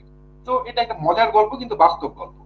তো পার্টির যে বিভিন্ন নেতারা রয়েছে, তাদের ক্ষেত্রে ব্যাপারটা একই রকম ছিল। অর্থাৎ কেউ উপরের ধাপে উঠলে তার সুযোগ সুবিধার কিছু বাড়তি হতো, যেটা সরকারের আওতায়। অর্থাৎ তিনি যে গাড়িটা ব্যবহার করেন, গাড়িটা সরকারের দেওয়া, তিনি যে বাড়িটাতে থাকেন, সেই বাড়িটা সরকারের। কিন্তু তিনি উপরের ধাপে যখন উঠলেন, তখন হয়তো 4 কামরার ফ্ল্যাটের থেকে আপনি আরেকটা 4 কামরার ফ্ল্যাটে গেলেন, কিন্তু সেইখানে পার্থক্যটা কি না, সেখানে সিঁড়ির জায়গাটাতে জাস্ট একটা খোপ নয়, পায়রার খোপ নয়, সেই সিঁড়ির জায়গাতে একটা বাইরে প্রকৃতি দেখার মতো একটা চমৎকার ভিউ রয়েছে। এই রকম ভাবে প্রিভিলেজ গুলোকে ডিস্ট্রিবিউশন করা হতো। তো অর্থাৎ ধরতে গেলে যেটা চীন দেশেও ছিল, যে এই নমেনক্লাতুরা, যেটাকে চীনারা বলতো গানবো, এখনো রয়েছে চীনে। তো তারা হচ্ছে জনগণ এবং মিনস অফ প্রোডাকশনের মাঝখানে একটা স্তর, শ্রেণী নয় স্তর, যারা দুটো থেকেই যথেষ্ট বিচ্যুত, কিন্তু থিওরিটিক্যালি তারা হচ্ছে জনগণের একটা প্রতিভূ, অথচ প্রোডাকশন পদ্ধতি তারা কন্ট্রোল করলেও প্রোডাকশন ওন করেন না, তার উপর তাদের কোনো মালিকানা নেই। তো এবার আমি খুব সংক্ষেপে চলে আসবো, তার কারণে এত কিছু আমি আপনাদের বলার মতো সুযোগ এখানে কোনোভাবেই নেই। তো কতগুলো ঐতিহাসিক ঘটনা এখানে আমি মানে শর্টে বলছি। এক হচ্ছে যে 60-এর দশকের শুরুতে, অর্থাৎ কোন এক অর্থে যেটা আপনারা বুঝতে পেরেছেন, যেটা আমি বলতে চাইছি, যে স্টালিনের মৃত্যুর পর লেট 50s থেকে সোভিয়েত দেশের এই যে নমেনক্লাতুরা অর্থাৎ সুবিধাভোগী শ্রেণী, তারা ক্রমশ স্ফীত হতে শুরু করেছে। পাশাপাশি যেটা হলো 61 সালে, না তারও আগে, যখন পশ্চিম সাইবেরিয়াতে পেট্রোলিয়াম খুঁজে পাওয়া গেল, সেই সময়তে গামাল আবদেল নাসের তিনি ক্রুশ্চভকে বোঝালেন যে শুনুন, আপনারা একটু সস্তায় যদি তেলটা বাজারে ছাড়েন, তাহলে এই যে মিডল ইস্টে যত মনার্কি গুলো আছে, এই মনার্কি গুলো এক এক করে ধসে যাবে। তো ক্রুশ্চভ সেটাতে রাজি হয়েছিল, কিন্তু তার ফলে যেটা হলো যে ওখানে মনার্কি কোনোটাই ধসলো না, except for Libya and Iraq, বাকি সব জায়গাতে মনার্কি রয়ে গেল। কিন্তু এর অফশুট হিসেবে যেটা হলো সেটা হচ্ছে যে বিপুল পরিমাণ অর্থ সোভিয়েত দেশে এলো বেআইনি অর্থ হিসেবে, যারা তার 2 দশক বাদে তারা তাদের লিগ্যালাইজেশনের একটা পথ খুঁজতে শুরু করলো, যেটার একটা ফলশ্রুতি হচ্ছে যে ভেতর থেকে যে চাপে সোভিয়েত ইউনিয়ন ভেঙেছিল, সেই চাপের মধ্যে একটা হচ্ছে এইটা। অর্থাৎ যেটা আমি বলতে চাইছি, পাশাপাশি হচ্ছে ধরুন অনেকগুলো ঐতিহাসিক ঘটনাও এক্ষেত্রে উল্লেখ করা যায়, যে আমেরিকানদের বড় একটা অংশ তারা কিন্তু সোভিয়েত ইউনিয়নকে দুর্বল হিসেবে দেখতে চেয়েছিল, তারা সোভিয়েত ইউনিয়নের ধ্বংস চায়নি। সোভিয়েত ইউনিয়নের ধ্বংস সবসময় চেয়েছিলেন হচ্ছে ব্রিটিশরা, কারণ তাদের সাথে রাশিয়ানদের প্রায় 1000 বছরের বৈরিতা। এই জায়গা থেকে তারা আজকেও বেরোতে পারেনি। ধরুন আমি একটা ছোট্ট ঘটনাও বলছি, এটা আজকের প্রসঙ্গ নয়। ইউক্রেনের যুদ্ধ শেষ করার জন্য শোনা যাচ্ছে যে আমেরিকানদের বড় একটা অংশ রাজি, ব্রিটিশরা কিন্তু কিছুতেই সেটা হতে দেবে না, মানে হতে দিচ্ছে না এখনো পর্যন্ত, কতদূর পারবে জানি না, সময় দেখাবে। যাই হোক, এইবারে এই দেশে একটা খুব ইন্টারেস্টিং ভাবনা আমি আপনাদের সাথে শেয়ার করছি, সেটা হচ্ছে যে কোনো সিস্টেমের যে প্রহরী থাকে, সেই প্রহরী হচ্ছে কিন্তু সেই সিস্টেমের ধ্বংস হওয়ার সবচেয়ে দুর্বলতম জায়গা। অর্থাৎ সেই প্রহরীকে যদি করাপ্ট করা যায়, তাহলে সেই সিস্টেমটা ধ্বংস করে দেওয়া যায়। অর্থাৎ এদেশের যে আইডিওলজিক্যাল সেন্ট্রি হিসেবে যাদেরকে মনে করা হতো, অর্থাৎ মানে যেটাকে চর, মানে এদেশীয় চর, যেটাকে কেজিবি বলে আপনারা জানেন আর কি, আমি যেটা তারা এই বিদেশে তাদের বিভিন্ন কাজের সূত্রে, এবং এই যে বিরাট একটা টাকা আসার কথা আমি যেটা বললাম, সেই টাকার একটা অংশ নানান লতায় পাতায় বিদেশে বিভিন্ন ভাবে ইনভেস্টেড হয়েছিল, আর বড় একটা অংশ এসেছিল এই দেশে ব্ল্যাক মার্কেট হিসেবে। অর্থাৎ সিস্টেমের উপরের একটা ইকোনমি, সিস্টেমের নিচে একটা ইকোনমি। নিচের ইকোনমিটা কন্ট্রোল করতো এখানকার পুলিশি ব্যবস্থা, উপরের ইকোনমিটা কন্ট্রোল করতো কেজিবি। তার ফলে আসলে সোভিয়েত ইউনিয়নের জিডিপি বলতে সেই সময় যেটা জানা যেত সেটা হচ্ছে অফিসিয়াল জিডিপি, কিন্তু বাস্তব জিডিপিটা ছিল তার থেকে অনেকটা বেশি, যেহেতু তাতে নিচের অংশটাও যোগ করা দরকার, উপরের অংশটাও যোগ করা দরকার। যাই হোক, এই যে শক্তিগুলি, অর্থাৎ যারা তাদের এই বিপুল সম্পদ এবং প্রিভিলেজ, এইগুলোকে তারা লিগ্যালাইজ করে তারা বংশ পরম্পরায়, মানে যাতে এগিয়ে দেওয়া যায়, অর্থাৎ আমি যে প্রিভিলেজটা পাচ্ছি, আমি পার্টির নেতা, আমার পরে কিন্তু আমার সন্তান এটার উপর কোনো অধিকার রাখতে পারবে না। অর্থাৎ যেটা সেই সময় শোনা যায় যে বেশ কিছু পার্টির সুবিধাভোগী শ্রেণীর সন্তানরা তারা বলতো যে আচ্ছা বাবা, তুমি তো এত এত বড় একটা গাড়ি পেয়েছো, এত বড় একটা ফ্ল্যাট পেয়েছো, তুমি চলে যাওয়ার পরে কি হবে? আমি কি পাবো? আমি কিছুই পাবো না। আমি পাবো আমার কৃতিত্ব অনুযায়ী, অর্থাৎ তোমার পার্টির পথ চলে গেলে তোমার সেই দাচাটাও চলে যাবে, সেই ফ্ল্যাটটাও চলে যাবে। এই যে অবস্থাটা, এইটাকে লিগ্যালাইজ করার জন্য ভেতরে একটা শক্তি তারা ভীষণভাবে শক্তিশালী হয়ে উঠলো, এবং পাশাপাশি তাদের হাতে যেহেতু প্রচুর অর্থ, প্লাস হচ্ছে যে এই সময়তে 80-র দশকে 82 সালের একটা কথা বলি, আচ্ছা দুটো কথা বলি, এটা বলে শেষ করবো আজকে। একটা হচ্ছে যে 1979 সালে লর্ড মাউন্টব্যাটেন খুন হন, এটা আপনাদের নিশ্চয়ই অনেক অধিকাংশেরই মনে নেই বা কারোরই মনে নেই। লর্ড মাউন্টব্যাটেন কিন্তু ব্রিটিশ এস্টাবলিশমেন্টের ভীষণ জরুরি একজন ব্যক্তিত্ব, যিনি ভারতবর্ষ ভাগ হওয়ার ক্ষেত্রে বিরাট ভূমিকা রেখেছিলেন, এবং ভারতবর্ষ ভাগ হওয়ার মানে সেই নেগেটিভ অর্থে আর্কিটেক্ট সেটা কিন্তু মাউন্টব্যাটেন। আর এই মাউন্টব্যাটেন অন্যদিক থেকে হচ্ছেন যে রানীর, এই যে এলিজাবেথ কদিন আগে মারা গেলেন, তার হাজব্যান্ডের ভাগ্নে, অর্থাৎ পারিবারিক ভাবে তারা রক্তের সম্পর্কে যুক্ত। তো একদিকে যেরকম 79 সালের তেহরানের যে হোস্টেজ সমস্যা, অর্থাৎ ওই যে বিপ্লবী ছাত্ররা আমেরিকান এমবাসি দখল করলো ইত্যাদি ইত্যাদি, তারপরে সেইখানে একটা আক্রমণ হলো, তাদেরকে মুক্ত করার জন্য সেইটা ফেল করলো, সেইটার থেকে কিন্তু রোনাল্ড রেগানের উদ্ভব। একই রকম ভাবে মাউন্টব্যাটেন, যিনি থ্যাচারকে ক্রমশ এগিয়ে নিয়ে আসছিলেন, যিনি তার পরের বছর চিফ প্রাইম মিনিস্টার হবেন ব্রিটেনের, সেই মাউন্টব্যাটেনের হত্যার পেছনে ব্রিটিশরা মনে করে কেজিবি এবং সিআইএ তার মধ্যে ইনভলভ। হয়তো কথাটা ঠিক।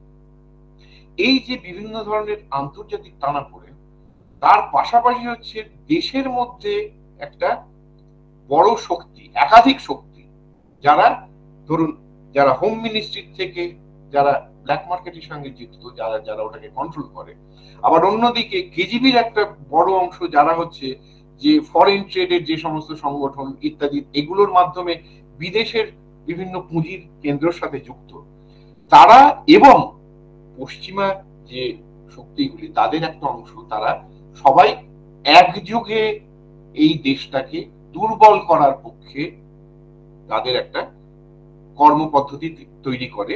পাশাপাশি হচ্ছে যে দেশটা দুর্বল হতে গিয়ে যেটা হলো, ওই যে বললাম যে পার্টির জাতীয় নীতির বেশ কিছু ভ্রান্তির দরুন বিভিন্ন জায়গাতে লোকাল ন্যাশনালিস্ট এলিট তৈরি হয়ে গেছে।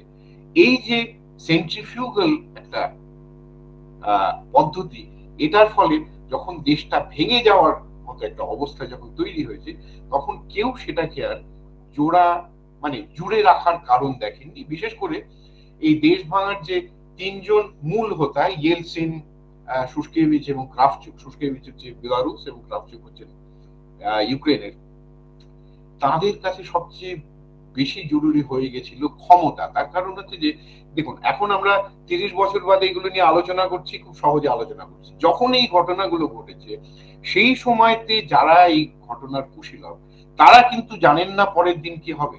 আমরা জানি, কারণ এটা 30 বছর আগের ঘটনা। আর যখন ঘটনাগুলো ঘটছে, তখন অনেক সময় মনে হয়, এবং সেটা যথার্থভাবে মনে হয়, যে আমার যেটা করণীয় এক্ষুনি করতে হবে, কালকে হয়তো দেরি হয়ে যাবে, অন্য কেউ এসে ঝাঁপিয়ে পড়তে পারে। ফলে তারা ক্ষমতা দখল করা নিয়ে যতটা উৎসাহী বা আগ্রহী ছিলেন, তার থেকে অনেক কম তারা আগ্রহী ছিলেন বিভিন্ন দেশে, ধরুন কাজাখস্তানের উত্তরে, ইউক্রেনের পূর্ব দিকে, আরো বিভিন্ন জায়গাতে রুশদেরকে, যেগুলো সোভিয়েত রাজের সময় ওই দেশগুলিকে গড়ে তোলার জন্য পাঠানো হয়েছিল, তাদের ভবিতব্য কি হবে সেটা নিয়ে কেউ ভাবেনি। তো এই সমস্ত কিছুর ফলে এই যে কন্ট্রাডিকশন গুলি, আমি সোভিয়েত আমলের কন্ট্রাডিকশন খুব বেশি বলতে পারলাম না সময়ের অভাবে, তো এইগুলির ফলে সোভিয়েত রাষ্ট্র ভেঙে যায় এবং ব্যবস্থা পরিবর্তিত হয়। যদিও ব্যবস্থা পরিবর্তনের কথাটা কিন্তু বেশি মানুষ ভাবেননি, তারা শুধুমাত্র চেয়েছিলেন তাদের প্রিভিলেজ গুলিকে কিছু আইন পরিবর্তন করে সেইগুলোকে চিরস্থায়ী করা, অর্থাৎ এক ধরনের চিরস্থায়ী বন্দোবস্ত। আজকের মতো আমি শেষ করছি, অনেকটা সময় হয়ে গেছে, হয়তো বেশি জটিল হয়ে গেল সেই দিকটা, কারণ আমি ডিটেলে বলতে পারলাম না। প্রশ্ন থাকলে করুন। আমরা পরে আরেকদিন ওই দ্বিতীয় অংশটা শুনবো। হ্যাঁ, দ্বিতীয় অংশটা আমি একেবারে মানে ঝটিকা গতিতে শেষ করলাম। আমরা আরেকটা প্রোগ্রাম করবো স্যার। ঠিক আছে, ঠিক আছে। তাহলে প্রথম অংশটা যদি আপনারা বুঝে থাকেন, সেটা আমার জন্য বড় প্রাপ্তি। অর্থাৎ সোভিয়েত ইউনিয়নের উদ্ভবটা কোনো অ্যাক্সিডেন্টাল বা কোনো পরীক্ষামূলক ব্যবস্থা নয়। এটা 400 বছরের রুশ ইতিহাসের একটা যে লজিক্যাল কনসিকুয়েন্স হতে পারতো তার মধ্যে একটা। এইটাই আমি আপনাদের বোঝাতে চেয়েছি। দ্বিতীয়টা না হয় আরেকদিন বলবো। হ্যাঁ স্যার, হ্যাঁ স্যার, স্যারকে অসংখ্য ধন্যবাদ জানাই। স্যার এত সুন্দরভাবে পুরো বিষয়টা আমাদের সামনে তুলে ধরেছেন। পৃথিবীর ইতিহাসে একটা গুরুত্বপূর্ণ যে ঘটনা, সেটা হচ্ছে সোভিয়েত ইউনিয়নের কিন্তু পতন। এবং সোভিয়েত ইউনিয়নের পতন সম্পর্কে আমরা সকলেই কম বেশি হয়তো বইতে বা এই এখনকার যে যুগ, ইন্টারনেটের যুগ, সেখানে আমরা জেনেছি। কিন্তু আজকে অনেক বিষয় যেগুলি ব্যক্তিগতভাবে আমার জানা ছিল না, সেগুলি স্যারের কাছে জানতে পারলাম। এবং সবচেয়ে যেটা বড় কথা, স্যার সেই সময় কিন্তু সেই ঘটনার কিন্তু সাক্ষী ছিলেন। হ্যাঁ, তো স্যারের কাছ থেকে স্যারের কাছ থেকে এই বিষয়টা জানার একটা অভিজ্ঞতা সত্যিই অন্যরকম। অনেক বিষয় জানলাম স্যার, সত্যিই খুব মুগ্ধভাবে শুনছিলাম। আপনাকে অসংখ্য ধন্যবাদ জানাই। আশা করি পরবর্তী আবার যখন কোনো অনুষ্ঠান হবে, পরবর্তী বিষয়গুলো যেগুলো আজকে সময়ের অভাবে জানতে পারলাম না, সেগুলি অবশ্যই আপনার কাছ থেকে আবার শুনতে পারবো। অসংখ্য ধন্যবাদ জানাই আপনাকে। এবার আমাদের পরবর্তী সেশনটি হচ্ছে ডিসকাশন সেশন। এই স্যার ওই পর্বেই আমরা যাব। হ্যাঁ স্যার, ওই পর্বেই যাচ্ছি। হ্যাঁ, আমাদের আলোচনা এখন যিনি আলোচনা করবেন, আলোচনাটা হওয়ার পরে প্রশ্ন মন্তব্য করা যেতে পারে। আমাদের দেবনারায়ণ বাবু বলবেন। হ্যাঁ, আমাদের এই ডিসকাশন সেশনটি কন্টিনিউ করবেন বিদ্যাসাগর বিশ্ববিদ্যালয়ের রাষ্ট্রবিজ্ঞান বিভাগের অবসরপ্রাপ্ত অধ্যাপক দেবনারায়ণ মোদক স্যার। স্যার এই সেশনটি কমেন্টার এবং একই সঙ্গে কিন্তু চেয়ারম্যানও। আমাদের এই যে আলোচনা পর্ব বা ডিসকাশন সেশন যাই বলি না কেন, এই সেশনটির কিন্তু সভাপতিত্ব করবেন স্যার। স্যার বিদ্যাসাগর বিশ্ববিদ্যালয়ের রাষ্ট্রবিজ্ঞান বিভাগে দীর্ঘদিন স্যার অধ্যাপনা করেছেন এবং স্যার অবসরও গ্রহণ করেছেন। বর্তমানে স্যার রবীন্দ্রভারতী বিশ্ববিদ্যালয় সহ কিন্তু একাধিক বিশ্ববিদ্যালয়ের তিনি অধ্যাপনা এবং গবেষণা কার্যের সঙ্গে যুক্ত রয়েছেন। এছাড়াও স্যার কিন্তু নেতাজি সুভাষ মুক্ত বিশ্ববিদ্যালয়ের সাথেও কিন্তু স্যার যুক্ত রয়েছে। স্যারের আগ্রহের মূল বিষয় রাষ্ট্রবিজ্ঞান, আমরা সবাই জানি, কিন্তু স্যারের মূল আগ্রহের বিষয় রাষ্ট্রবিজ্ঞান হলেও ইতিহাস এবং সাহিত্য বিষয়ে যে স্যারের বিশেষ আগ্রহ এবং যে পাণ্ডিত্য রয়েছে, সেটা কিন্তু আমরা স্যারের বিভিন্ন লেখালেখি থেকে কিন্তু আমরা জানতে পেরেছি। স্যারের রচিত অসংখ্য গ্রন্থগুলির মধ্যে আমি কয়েকটি বলবো। সেই কয়েকটি হলো রাজনীতি ও ভারত ভাবনা, ভারতীয় রাজনীতির নির্বাচিত প্রসঙ্গ, ভারতীয় সমাজ ও রাজনীতি ইত্যাদি। যাই হোক, আমি আর বেশি কিছু বলবো না, কারণ স্যার সম্পর্কে আমরা তো সকলেই কম বেশি জানি। তো আমি স্যারকে অনুরোধ করব আমাদের যে আলোচনা পর্ব, এই পর্বটাকে কন্টিনিউ করার জন্য। স্যার, আপনি শুরু করুন। নমস্কার সবাইকে। আমি কৃতজ্ঞতা জানাই আমাদের যে অ্যাসোসিয়েশন ফর অ্যাপ্লাইড ফিলসফি, তার কর্মকর্তাদের সবাইকে। আজকের দিনে আমি বিশেষভাবে ধন্যবাদ জানাবো আজকের বক্তা অধ্যাপক বিশ্বরূপ সান্যাল মহোদয়কে। তো তিনি আমাদের সামনে একটা এক্সেলেন্ট প্রেজেন্টেশন হাজির করেছেন। আমি বোধহয় এটাকে এক্সেলেন্ট বলার পাশাপাশি একটু ব্যতিক্রমীও বলতে পারি। ব্যতিক্রমী এই অর্থে যে অ্যাপার্ট ফ্রম থিওরিটিক্যাল রিগার্ড, ওনার যে ব্যক্তিগত অভিজ্ঞতা এবং যে দেশ সম্পর্কে আমরা প্রধানত কথা বলছি, সেই দেশ সম্পর্কে প্রত্যক্ষ যোগাযোগ, তার ভিত্তিতে বিষয়টিকে আমাদের সামনে উপস্থাপন করেছেন। এ বিষয়ে কিছু মন্তব্য করতে গেলে প্রথমে একটা ক্যাভিয়েট করে নেওয়া দরকার। I am not at all an insider, আমার এই সুযোগ হয়নি। আমরা দূর থেকে, বাইরে থেকেই বিষয়টা প্রত্যক্ষ করেছি, অনেকটা পরোক্ষ জ্ঞানের মধ্যে দিয়ে। আমাদের যেটুকু জানাশোনা সেটুকু বইপত্রের মাধ্যমে, সেই জন্যে প্রত্যক্ষ জ্ঞান এ বিষয়ে আমাদের নেই, আমার অন্তত নেই। এটা স্বীকার করে নিয়ে কথা শুরু করা ভালো। আমার যে যে জায়গাগুলো একটু বেশি ভালো লেগেছে ওনার বক্তব্যে, আমি একটু হাইলাইটস কিছু বলবো নিশ্চয়ই। তার মধ্যে প্রথমটা হচ্ছে যে উনি আলোচনাটা শুরু করেছেন একটা মেথোডোলজিক্যাল পয়েন্ট অফ ভিউ আমাদের দিয়ে।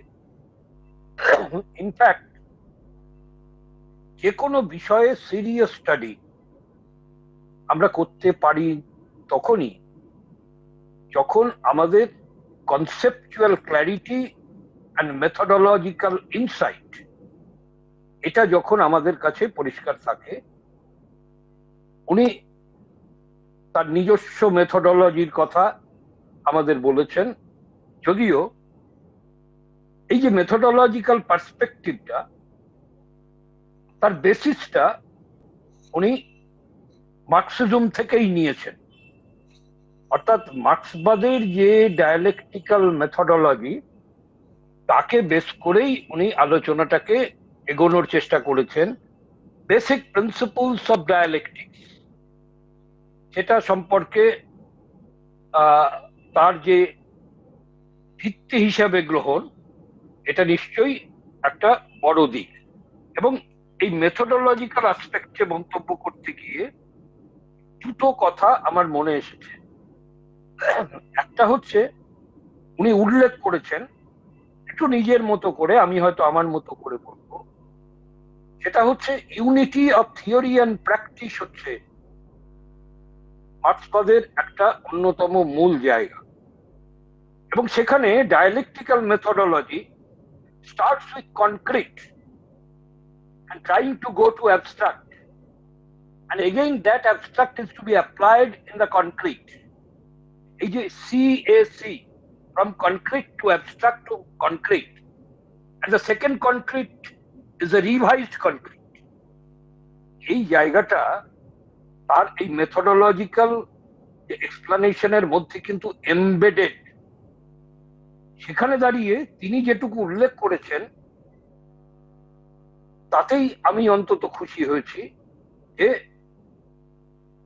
এক কথায় যদি আমাকে জিজ্ঞেস করা হয় যে সোভিয়েতের রাইজ এন্ড ফল নিয়ে আলোচনা মার্ক্সিজমকে বাদ দিয়ে কি হয়, আমি বলবো হয় না।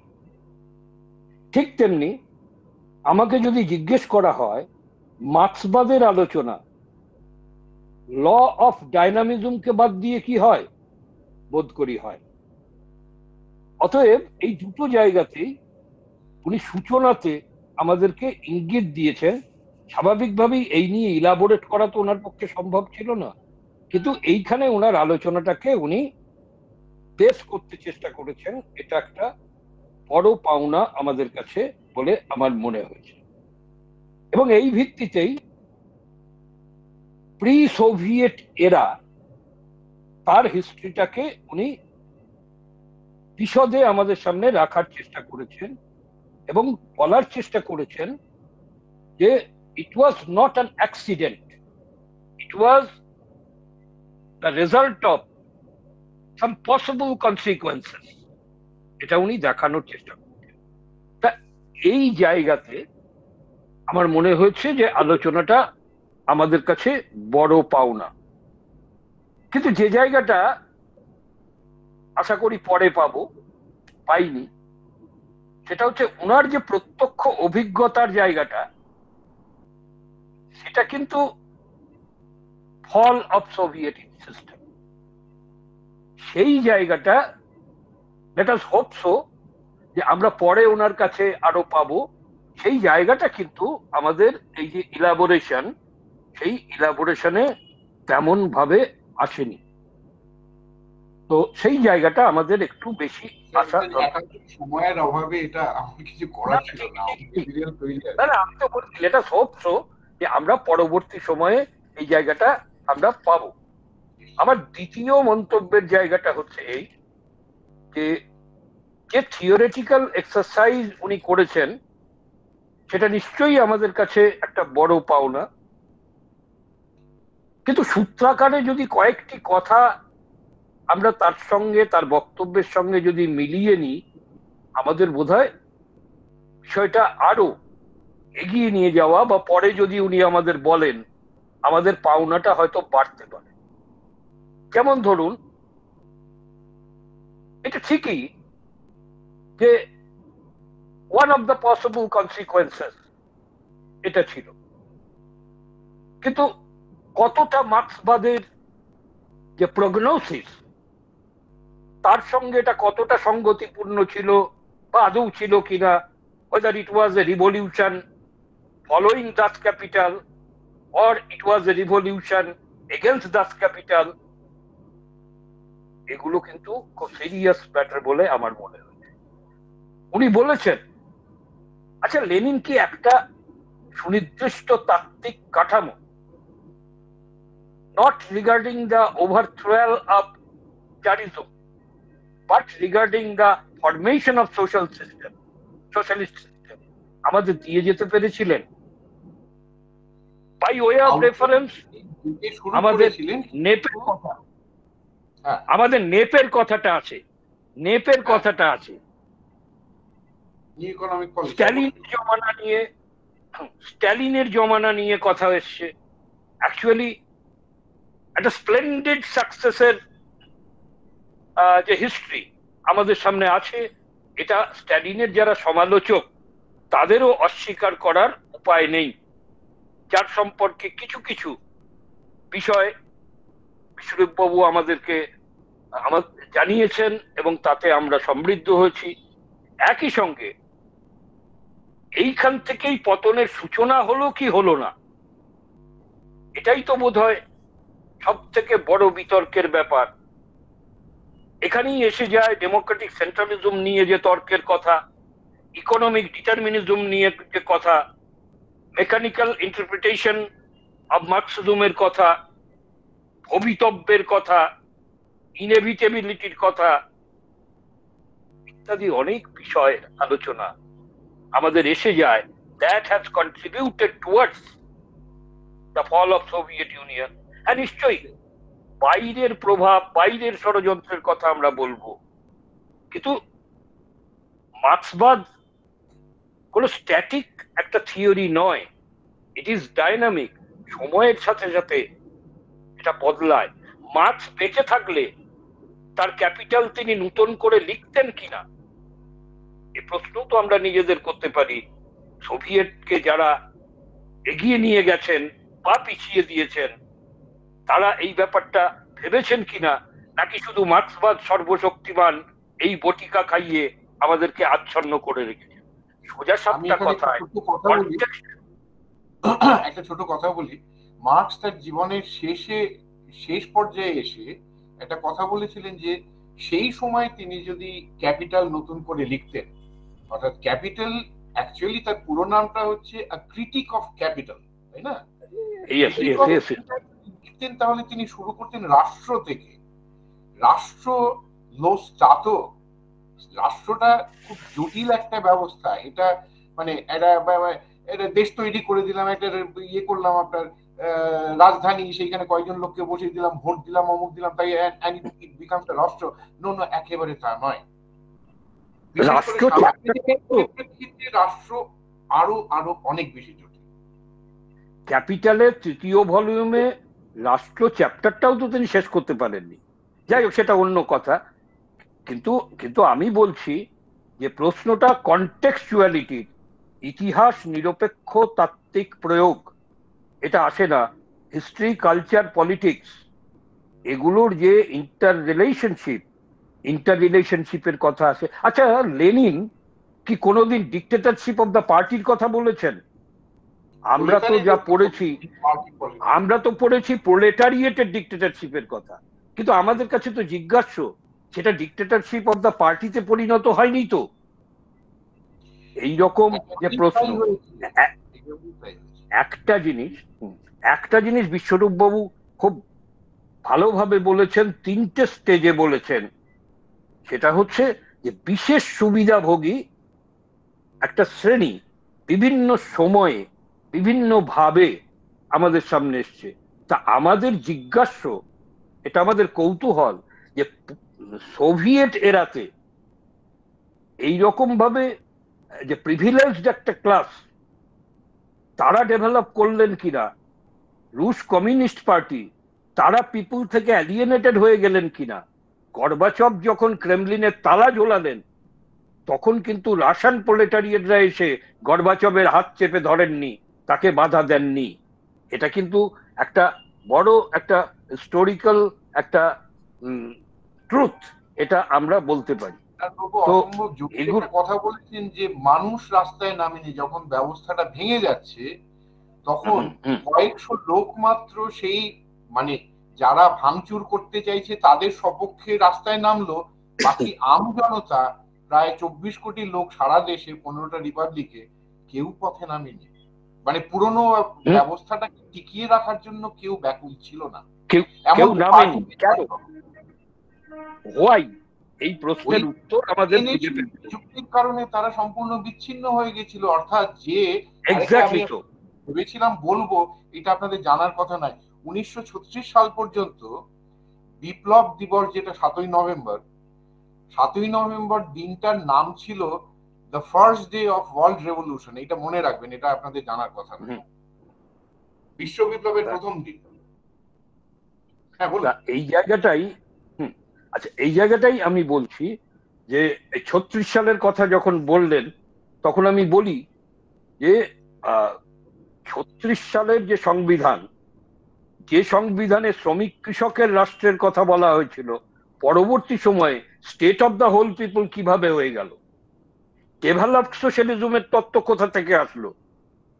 আমি ন্যাশনালিজম সম্পর্কে একটু বাড়তি আগ্রহী, তো সোভিয়েত ন্যাশনালিটি পলিসি যার রূপকার হচ্ছেন লেনিন, সেই ন্যাশনালিটি পলিসি খুব স্পষ্ট করেই লেনিন বলেছিলেন দুটো কথা, তার মধ্যে ডায়ালেকটিক্যাল রিলেশনশিপটা কি বজায় রেখেছি আমরা। একটা কথা আপনি খুব সঠিকভাবে বলেছেন যে জাতি আর শ্রেণী কখনো এক নয়, এক হতে পারে না। তো ঠিক তেমনি আবার জাতির আত্মনিয়ন্ত্রণের তত্ত্বই হচ্ছে লেনিনের জাতি সমস্যা সমাধানের মূল উপায়। বাইরের পৃথিবীতে বলে দেওয়া হলো Soviet union is the only country in the world that has solved the national problem. কিন্তু বাস্তবটা আমরা কি দেখলাম? সেই ন্যাশনালিটি ইস্যু থেকেই সোভিয়েত ইউনিয়ন ডিসইন্টিগ্রেট করলো। এবং এটা তো সত্যি, আমরা পজিটিভটা হারিয়ে ফেলতে পারি না। যার আমলে যে দেশটাকে বলা হতো প্রিজন হাউস অফ ন্যাশনালিটিজ, যেখানে রুশ জাতি গর্বিতাকে অন্যান্য জাতিরা সন্দেহের চোখে দেখত, Lenin was able to assemble them in a common platform.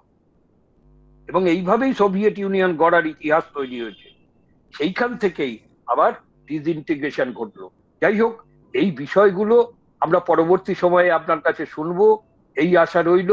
আমি শুধু একটি কথা বলে আমার প্রাথমিক বক্তব্য শেষ করে আমি প্রশ্ন আহ্বান করব। সেটি হচ্ছে যে এই আলোচনা একটু তাত্ত্বিক রূপ না পেলে আমরা বোধহয় মূল সমস্যায় যেতে পারবো না। আর সেই তাত্ত্বিক রূপের প্রশ্নে আমি বলি, কার্ল মার্কসের জন্ম শতবর্ষ উদযাপিত হয়েছিল সারা পৃথিবীতে 1918 সালে।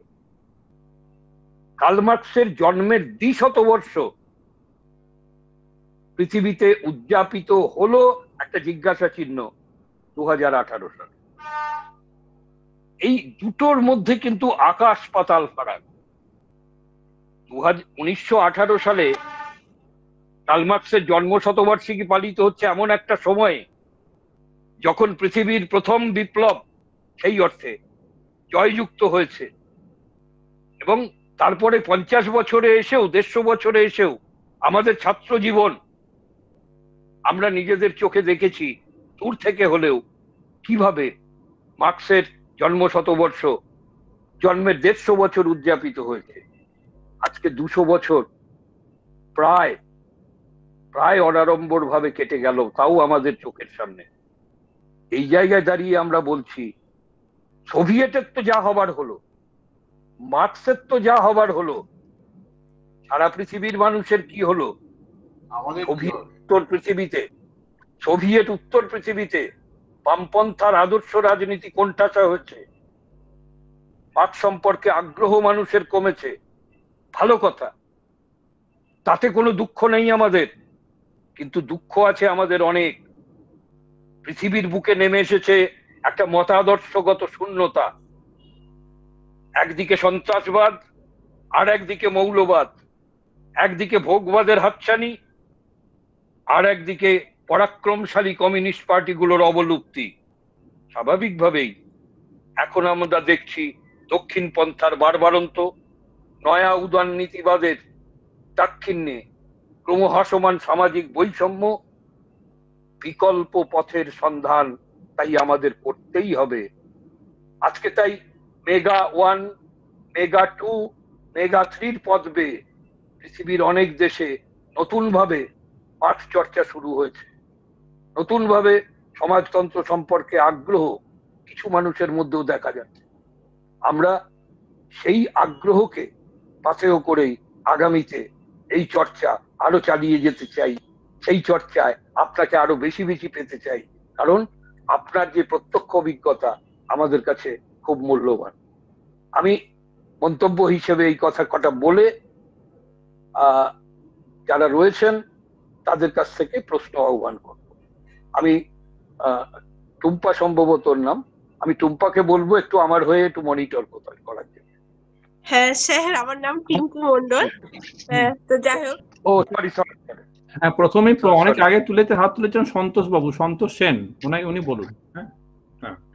হ্যাঁ, আমি খুব সংক্ষেপে বলবো, কেননা অন্যরাও বলবেন। 3টে প্রশ্ন আছে এবং একটা প্রস্তাব আছে। হ্যাঁ, প্রশ্ন 3টে হচ্ছে, তার আগে একটু এক লাইন হলো বলা উচিত যে বিশ্ববাবু এত সুন্দর করে বললেন যে রাইজের কারণটাও এবং ঐতিহাসিক কারণ ফলন অনেকগুলো বিষয় গেছেন। সেক্ষেত্রে দ্বিতীয় ভাগে আমার একটা প্রশ্ন, মানে 2-3টে প্রশ্ন আছে। সেটা হচ্ছে উনি একটা কথা বলছিলেন যে একজন, নামটা আমি খেয়াল করতে পারিনি, বলেছিলেন পরবর্তী ক্ষেত্রে স্টালিন বলেছেন যে এনার্জি কনজাম্পশন সোভিয়েত রাশিয়া পরিবর্তন করতে না পারলে কলোনি হবে পাশ্চাত্য দেশে বা পশ্চিম দেশে। কনজাম্পশন নয় সন্তোষ বাবু, এইটা একটু এনার্জি। আচ্ছা, এই জায়গাটা একটু যদি ব্যাখ্যা করেন। হ্যাঁ, আমি একটু প্রশ্ন করি, তারপর আপনি বলুন স্যার, সুবিধা হবে, আপনারই সুবিধা হবে। এই জায়গাটা যদি ব্যাখ্যা করেন একটা। আর এই প্রসঙ্গে আসছে যে কারণগুলো বলেছেন তার সাথে হয়তো পরে বলবেন রাষ্ট্রকে বিলীন করতে না পারা বা পুঁজিকে বিলীন করতে না পারা অর্থকে আর কি, হ্যাঁ, বা অর্থ কি অনেক বেশি রাষ্ট্রীয় মালিকানায় চলে গেল। আজকে আমরা জানি যে গর্বাচভ, পুতিনরা প্রচুর লক্ষ লক্ষ ডলারের মালিক আর কি। তো এই কারণগুলোকে যদি একটু সংক্ষেপে বলেন, পরবর্তী ক্ষেত্রে শোনার ইচ্ছা থাকলো। আরেকটা প্রশ্ন হচ্ছে যে একটু মানে সে প্রস্তাবও আমার, যে রাশিয়ার ক্ষেত্রে তখন তো সেই মানে শিল্প বিপ্লবের পর থেকে এনভায়রনমেন্টাল ডিগ্রেডেশন শুরু হয়ে গেছে, এবং রাশিয়া যখন বিপ্লবের পরবর্তী সময়েও প্রকৃতি তখন ভয়ঙ্কর বিভিন্ন মেটাবলিক ইফেক্টের মধ্যে পড়ে গেছে, যেটা মার্ক্সের দিকে এনেছেন। তো সেই জায়গার ক্ষেত্রে শুনেছিলাম যে লেনিন কিছু পদক্ষেপ নিয়েছিলেন, এবং পরবর্তী ক্ষেত্রেও প্রকৃতিকে ঠিক করার কাজে, মেরামত করার কাজে, বা প্রকৃতিমুখীনতা হওয়া, প্রকৃতি কেন্দ্রিকতা করা তোলা মানুষের ক্ষেত্রে যদি কিছু কাজ হয়ে থাকে, কেন আজকের দিনে আমার মনে হয় যে এটা প্রস্তাব রইল এই আলোচনাটা, যে আজকে যেটা দেবাঞ্জনবাবু বলছিলেন, যে দেবনাথ বাবু, যে আজকে যে আমাদের যে ক্ষতি হচ্ছে, আজকে বিপ্লব নেই, আন্দোলন নেই, সেভাবে প্রতিরোধ নেই, সেইভাবে নেই, তো মার্ক্সিজম তো ছেড়ে দিলাম, তাহলে সেখানে কি লেবার ক্যাপিটাল কন্ট্রাডিকশনের পাশাপাশি নেচার ক্যাপিটাল কন্ট্রাডিকশনটা অনেক বেশি সামনে চলে আসছে? সেটাকে ধরে এগোলে কি শ্রমের মুক্তি, নারীর মুক্তি, প্রকৃতির মুক্তি সম্ভব? এটা প্রস্তাব থাকলো আলোচনায়। তো এই বাকি যে দুটো প্রশ্ন বললাম, এটা একটু যদি বলেন। প্রথম যেটা বললেন, আমি যার নাম বলেছি তার নাম হচ্ছে মেন শিক্ষক, নামটার নাম মনে রাখলে চলবে। তিনি আচ্ছা যেটা আচ্ছা বলতে চেয়েছিলেন এটা হচ্ছে 1903 সালে বলছেন, অর্থাৎ সেই সময় জারের যথেষ্ট সেন্সর রয়েছে, সেই অবস্থার মধ্যে উনি লিখছেন যে আমাদের দেশের ভেতরের চালিকা শক্তির যদি পরিবর্তন না হয়, অর্থাৎ চালিকা শক্তি তিনি সরাসরি বলতে পারছেন না যে আমাদের এই যে যে ঘটনাগুলি ঘটছে, অভিজাতদের হাতে বেশি চলে যাচ্ছে এবং আমাদের মানুষ ক্রমশ মানে দরিদ্র থেকে দরিদ্রতর হচ্ছে, অন্যদিকে হচ্ছে আমাদের দেশকে লুট করে পশ্চিমারা ধনী থেকে ধনীতর হচ্ছে। এই প্রসঙ্গে আরেকটা কথা বলি যে ওই সময়কার মানে আজকের রাশিয়া বা সোভিয়েত আমলের রাশিয়া আর মানে বিংশ শতাব্দীর শুরুর রাশিয়ার মধ্যে পার্থক্যটা একটা ছোট্ট কথা থেকে বলবো, সেটা হচ্ছে যে 1896 সালে বার্লিনে একটা কনফারেন্স হয়েছিল। আপনারা কখনো মন দিয়ে আফ্রিকার ম্যাপটা দেখেছেন কি? নিশ্চয়ই দেখেছেন। আমি যেটা বলতে চাইছি সেটা হচ্ছে যে পরের বার যখন দেখবেন তখন দেখবেন যে সেখানে সমস্ত স্ট্রেট লাইন দিয়ে দেশগুলোর মধ্যে ভাগ করা, খেয়াল করেছেন নিশ্চয়ই। তো এইটা আসলে ধর আমাদের মানে ভারতবর্ষ, এমনকি পাকিস্তান, বাংলাদেশ, এইটাও যেটা সাবেক ভারতবর্ষের অংশ হিসেবে আমরা ধরে নিতে পারি, মানে ব্রিটিশ ইন্ডিয়া, তার মধ্যেও লাইনগুলো র্যাডক্লিফ সাহেব নাই মদ্যপান করে ওগুলো টেনেছিলেন, তা সত্ত্বেও সেটা যথেষ্ট তেড়া বেঁকা, সেটা স্ট্রেট লাইনে হয়নি। ওইখানে যে সোজা দাগ টেনে দেশগুলোকে ভাগ করা হয়েছে সেগুলো হচ্ছে বার্লিন কনফারেন্সে বিভিন্ন দেশের লোকেরা বলেছে যে বেলজিয়াম, ফ্রান্স, ব্রিটেন, জার্মানি এমনকি তার মধ্যে ছিল যে ভাই এটা আমি নেবো, এটা তুমি করবে, তুমি ওইটা নাও। সেই তার মধ্যে রাশিয়া কোথাও নেই, যদিও রাশিয়া সেখানকার মানে পার্টিসিপ্যান্ট ছিল। অর্থাৎ রাষ্ট্র হিসেবে, ক্ষমতা হিসেবে তারা সিগনিফিকেন্ট হওয়া সত্ত্বেও তাদের যথেষ্ট সেই সময় মানে প্রতিফলিত দুর্বলতা ছিল, যার দরুন এই কথাটা মেন শিক্ষক বলেছিলেন যে আমরা যদি আমাদের দেশের এনার্জিটা বদলাতে না পারি তাহলে আমাদের কলোনি হওয়া ছাড়া কোনো ভবিতব্য নেই। আচ্ছা আচ্ছা আর দ্বিতীয় আর তৃতীয় প্রসঙ্গ দুটো হচ্ছে যে আমাদের আলাদা যদি আলোচনার ব্যবস্থা করা হয় তাহলে আমি সেটা নিয়ে বলবো, এটা অনেক অনেক দীর্ঘতর মানে ইস্যু। আচ্ছা, দেবনাথ বসু আছেন, উনি বোধহয় কিছু বলবেন। হ্যাঁ, দেবনাথ বাবু বলুন। হ্যাঁ, ধন্যবাদ, নমস্কার। আমি আমার প্রাথমিকভাবে খুব প্রথমত ধন্যবাদ একটি অসাধারণ প্রতিবেদনের জন্য। আর যিনি আজকে প্রধান বক্তা উনি আমার সহপাঠী ছিলেন, আমি আবার ওনার ছাত্রও ছিলাম। এক অদ্ভুত রিলেশন আর কি, মানে সহপাঠী যে কখনো ছাত্র হতে পারে সেটা আমি অভিজ্ঞতা পেয়েছি আর কি। আর ওনার ছাত্র হিসেবে আমি আমার ছাত্রত্ব গ্রহণ করেছিলাম এই কারণে, আমার সময় উনি উত্তর কলকাতার খুব একদম উচ্চ পর্যায়ে ওপর দিককার আইকিউওয়ালা যে 2-3 জন ছিলেন তাদের উনি একজন ছিলেন। I was very lucky to get in touch with Biswarup আর কি, when he was in student in India। যাই হোক, সেটা বলার উদ্দেশ্য যাই হোক 11-12 ক্লাসেও তো সেটাও তো একটা হিউম্যান লাইফ, তো মানুষেরই তো জীবন।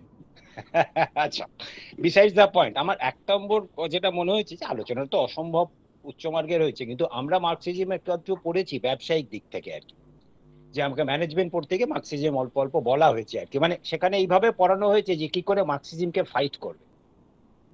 আমরা যখন ম্যানেজমেন্ট পড়তে গেছি তখন মার্কসিজমকে পড়ানো হয়েছে as a threat to development, তো তুমি কি করে ফাইট করবে। তো সেই যে কোনো মার্কসিজমের আমাদের আলোচনা শুনলে আমার মাথায় প্রথমেই সেই ডিফেন্স মেকানিজমটা কাজ করে। আমার প্রথম প্রশ্ন যেটা সেটা হচ্ছে যে কার্ল মার্কস যে ক্যাপিটালের কথা বলেছে সেটা তো মার্কেন্টাইন ক্যাপিটাল ছিল না, কারণ ও তো ইংল্যান্ডে বসে বইটা লিখেছেন। ইংল্যান্ডের তো যে ক্যাপিটালটা ছিল সেটা ছিল কলোনি ক্যাপিটাল। মার্কসের কি মার্কেন্টাইন ক্যাপিটাল সম্বন্ধে কোনো ধারণা ছিল? কলোনি ক্যাপিটালের ব্যাকগ্রাউন্ড থেকে ওয়েস্টফালিয়া কনভেনশনটা মাথায় নিয়ে উনি একটা দেশের একটা তন্ত্রর বন্দোবস্ত করলেন যেখানে রাজা নেই কিন্তু শাসক আছে। রাজা নেই, শাসক আছে, সে কারণে মুদ্রা দরকার, মুদ্রার প্রচলন করলেন, ব্রেটেন উড সিস্টেমটাকে কাজে লাগালেন করে উনি একটা জটিল পদ্ধতি তৈরি করার কথা বললেন যার মধ্যে মানুষ তার নিজস্ব অধিকার ফ্লেক্স করতে পারবে থ্রু এ সিস্টেম। তো মার্কসিজম অ্যাকচুয়ালি একটা ডাইনাস্টি থেকে একটা সিস্টেমে গেল। এরপরে কি হলো স্যার? এরপরে যেটা হলো কি ইন্ডাস্ট্রিয়াল রেভলিউশন হতে থাকলো, টেকনোলজি ইনফ্লাক্স হতে থাকলো এবং টেকনোলজি রেগুলার মানুষের কোয়ারিটা চেঞ্জ করে দিল। মানে কি হচ্ছে দেখ, বেসিক্যালি পৃথিবীতে ডেভেলপমেন্ট কাকে বলে? Development is the changing the answer, question remains the same. এক পৃথিবীতে চিরকাল প্রশ্ন এক রয়ে যায়, ডেভেলপমেন্ট কি করে? আনসারটা চেঞ্জ করে দেয়। আজ থেকে 2000 বছর আগে তুই যদি জিজ্ঞেস করতিস কাউকে যে পৃথিবী ঘোরে না সূর্য ঘোরে, লোকে বলে পৃথিবী ঘোরে, সরি সূর্য ঘোরে। তারপর থেকে 2000 বছর বাদে আজকে অ্যারিস্টটলের টাইমে লোকে বললে একটু দ্বিধাদ্বন্দ্ব ছিল, কোপার্নিকাসকে জিজ্ঞেস করলে ভুলিয়ে দিল, বললো না সূর্য ঘোরে না আমরা ঘুরি। Question remains the same, answer changes. আমার একই কথা মার্কসিজমের ক্ষেত্রেও, যে আমার question remains the same. Mercantile capital সম্বন্ধে ওনার ধারণা ছিল না, টেকনোলজি সম্বন্ধে কোনো ধারণা ছিল না। উনি যে বইটা লিখেছিলেন essentially that's a production relation, শ্রমিক এবং মালিকের সম্পর্ক কেমন হওয়া উচিত, তার উপরে প্রথমে ইলেকশন ম্যানিফেস্টো, তারপর একটা বই। সেই বইটা যতটা আউটপুট তার থেকে নিগড়ানো যায়, আমার ধারণা সোভিয়েত রাশিয়া সেই আউটপুট নিগড়িয়ে নিয়েছে। সেই আউটপুট দিয়ে সারা পৃথিবী উন্নতি করে দিয়েছে। India, the country of India is a gift by Soviet Russia, and Soviet Russia has gifted India through the essence of Marxism. তো আমরা এবার একটা, there is nothing called one size fit all model, এটা তো সারা জীবন চলবে না। ঠিক আছে, ওর শেষ হয়ে গেছে মার্কসিজমের যতটা দেওয়ার ছিল। এবারে 5th জেনারেশন, এখন আমাদের 4th জেনারেশন ইন্ডাস্ট্রিয়াল টেকনোলজি এসেছে। 5th জেনারেশন, এখন আমরা এআই এর মধ্যে ঢুকে গেছি। সেখানে nature of exploitation and definition of exploitation পাল্টে গেছে, রেট অফ প্রফিট পাল্টে গেছে। মার্কসিজম বলেছিলেন যে rate of surplus is the rate of exploitation. এখন কি rate of surplus equal to rate of exploitation বলি ইন্ডাস্ট্রি চলবে? সারা দেশ ভেঙে যাবে। সেই কারণেই এই অর্থে আমি আমার প্রশ্নটা হচ্ছে স্যার, সেটা হচ্ছে যে এই ক্রিটিকটা একটু দরকার, যে এখন মার্কসিজমের আর কোনো রেলিভেন্স আছে? এটাকে টেনে নিয়ে যাওয়ার কোনো দরকার আছে না? We have to write again, Stiglitz যেমন নতুন করে লিখেছে, বা আরো নিও মার্কসিস্ট যারা আছে তাদের বইগুলো নিয়ে চর্চা করা দরকার। This is my question precisely, and I am extremely thankful to the convener for allowing me to ask this question. Thanks again. আচ্ছা, উত্তরটা হচ্ছে যে মার্ক্সবাদ, এখন মার্ক্সবাদ যে অবস্থাটাকে নিয়ে আলোচনা করেছে, সেই অবস্থাটা হচ্ছে যে সেই সময়কার, অর্থাৎ লেট 19th সেঞ্চুরির পুঁজি, লগ্নি পুঁজির ক্রিটিক। আজকের দিনে মানে তখন সেই সময় তিনি যে পর্যন্ত প্রযুক্তিকে দেখতে পেরেছেন, সেই প্রযুক্তির পদ্ধতি তার 50 বছর বাদে একেবারে বদলে গেছে। যার দরুন আমি এই কথাটা আজকে বোধহয় কোনো একটা সময় বলেছি, যদি না বলে থাকি তাহলে এখন বলছি। সেটা হচ্ছে যে আমরা এখন কিন্তু ক্লাসিক্যাল বা নিও ক্লাসিক্যাল বা যে অর্থেই হোক, আমরা পুঁজিবাদী সিস্টেমের মধ্যে নেই। পুঁজিবাদ এখন আর নেই। অর্থাৎ বাদের প্রথম কথা হচ্ছে, যেটা আমি একদম শুরুতে বলেছি আমার মনে আছে, সেটা হচ্ছে যে কোনটাকে দখল করা হবে। যদি জমি দখল করা হয়, আমি খুব প্রিমিটিভ ভাবে বলছি, জমি দখল হলে সেটা ফিউডালিজম। যদি ক্যাপিটাল দখল করা হয় তাহলে সেটা ক্যাপিটালিজম। আজকে ক্যাপিটাল দখল করা হচ্ছে না, আজকে দখল করা হচ্ছে মনোজগৎ, যেটার নাম আমরা আপাতত দিয়ে রেখেছি পোস্ট ক্যাপিটালিজম। কিন্তু সেটার কোনো আনুষ্ঠানিক নাম আমরা এখনো দিয়ে উঠতে পারিনি, কারণ আমরা জানি না যে এই পয়েন্ট অফ বাইফার্কেশনে, যেখানে টেকনো, বায়ো, এই যে এনভায়রনমেন্টাল, এই যে তিনটে ধারায় আমাদের সভ্যতাটা এখন একটা মানে ট্রাইফার্কেট করার দিকে চলেছে, এই অবস্থাটাকে আমরা কিভাবে ডিফাইন করব, কোনটাকে তার মূল প্রশ্ন হিসেবে, মূল এক্সচেঞ্জের বিষয় হিসেবে আমরা সেটাকে আনতে পারবো। যে কারণে এটা সেই অর্থে পোশাকি কোনো নাম নেই, সেটাকে আমরা পোস্ট, মানে এখন তো সবই পোস্ট। এখন এই পোস্টের পরে কি পোস্ট তা তো হয় না, ফলে এটা একটা পোশাকি নাম দিতে হবে। কিন্তু আজকে আমরা সেই অর্থে ক্যাপিটালিজমের মধ্যে নেই। কিন্তু মার্কসিজম অন্তত পক্ষে মেথোডোলজি হিসেবে আমাদের অতি অবশ্যই পড়া উচিত। তার কারণ যেভাবেই আমরা দেখি ডায়ালেকটিক্সটা, আমার দৃঢ় বিশ্বাস, মানে এটা মানে সবকিছু পরিবর্তনশীল। এটা তো ডায়ালেক্টিক্স। স্যার আমি এই প্রসঙ্গে একটু ইন্টারভিউ করি। এই ডায়ালেকটিক্স এর ব্যাপারেও আমার একটা বক্তব্য আছে। তুই মনে কর ডায়ালেকটিক্স মানে something which you can't prove in laboratory, rather on the contrary dialectics is something which is reproducible and proven, তাই তো? যে কারণে reproducible and proven, anything is dialectical means that can be proved in the lab. Dialectical মানে হচ্ছে সবকিছু পরিবর্তনশীল। Well, কিন্তু সেটা তো নিশ্চয়ই ইমাজিনারি না, না সেটার একটা প্রুভিং ফ্যাক্টর আছে। Always marks is always about proving something. মানে বলতে চাইছে যে একটা মেটেরিয়াল ওয়ার্ল্ডে যে জিনিসগুলো প্রামাণিক সত্য, সেইগুলোকেও নির্ভর করতে বলেছে।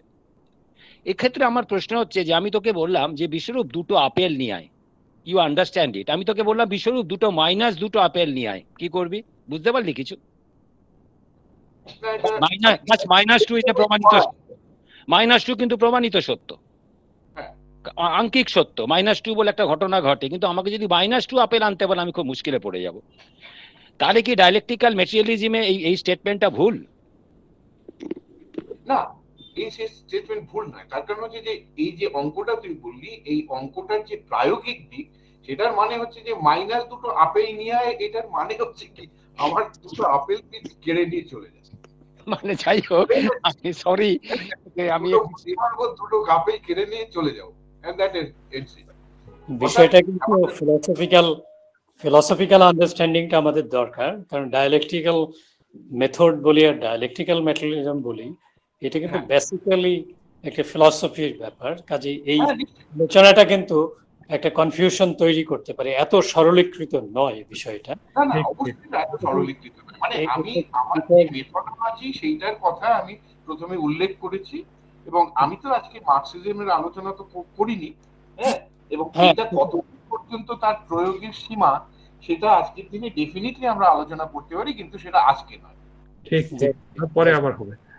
স্যার একটা কথা বলার ধৃষ্টতা মার্জনা করবেন, জাস্ট একটা কথা বলবো এই আলোচনা প্রসঙ্গে। সেটা হচ্ছে আমি যেটুকু বুঝি, মানে খুবই কম পড়েছি মার্কসবাদ সম্পর্কে, তো সেটা হচ্ছে যে হেগেলকে কন্ট্রাডিক্ট করে তো মার্কস করলেন, মানে ডায়ালেকটিক্সটা প্রতিস্থাপন করলেন, এবং উনি যেটা প্রশ্ন করলেন আপনার ছাত্র এবং বন্ধু, আমার মনে হয় যে ডায়ালেকটিক্সটা সোশ্যাল যে ল্যাবরেটরি, সেই সোসাইটি ল্যাবরেটরি প্রতিষ্ঠিত, change is the only the constant, সেটা বারবার বিজ্ঞানের জগতে প্রমাণিত হয়েছে, সোসাইটিতেও প্রমাণিত হয়েছে। সুতরাং এটা নিয়ে ডায়ালেকটিক্স নিয়ে বোধহয় কোনো আমাদের দ্বন্দ্ব থাকা উচিত নয়। এবং আজকে লগ্নি পুঁজি, আমার ক্ষেত্রে মনে হয় যে আজকে লগ্নি পুঁজির যুগে, ফিনান্স ক্যাপিটালের যুগে, মার্ক্সবাদকে বাদ দিয়ে নয়, মার্ক্সবাদকে আজকের মতো করে পড়তে হবে, আজকের মতো করে অ্যাপ্লাই করতে হবে। এইটা বোধহয় আমাদের মার্ক্সবাদীদের আলোচনায় আনা উচিত। সেই ক্ষেত্রে আমি নেচার ক্যাপিটাল কন্ট্রাডিকশনটা বলেছিলাম, লেবার ক্যাপিটাল কন্ট্রাডিকশনের পাশাপাশি এইটা বোধহয় আর কি কাজ। মার্কস শেষ জীবনে মার্কসকে পড়া উচিত, এটুকু ধৃষ্টতা দেখালাম স্যার। আচ্ছা, বলছি আমাদের আর কেউ কিছু জিজ্ঞাসা করবেন? বক্তব্য ছিল। হ্যাঁ, অদিতি ম্যাডাম বলুন। হ্যাঁ, আমি প্রথমে ক্ষমা চেয়ে নিচ্ছি, আমাকে একটু উঠে যেতে হয়েছিল, মাঝখানটা একটু গন্ডগোল হয়েছে, কিন্তু আমি একটা লোভ সামলাতে পারছি না, যদিও হয়তো প্রসঙ্গটাকে অন্যদিকে নিয়ে যাবে। সেটা হচ্ছে ইদানিং আমাদের খুব বুখারিন চর্চা বেড়েছে, এখানে বেড়েছে বলবো না, মানে শুরু হয়েছে।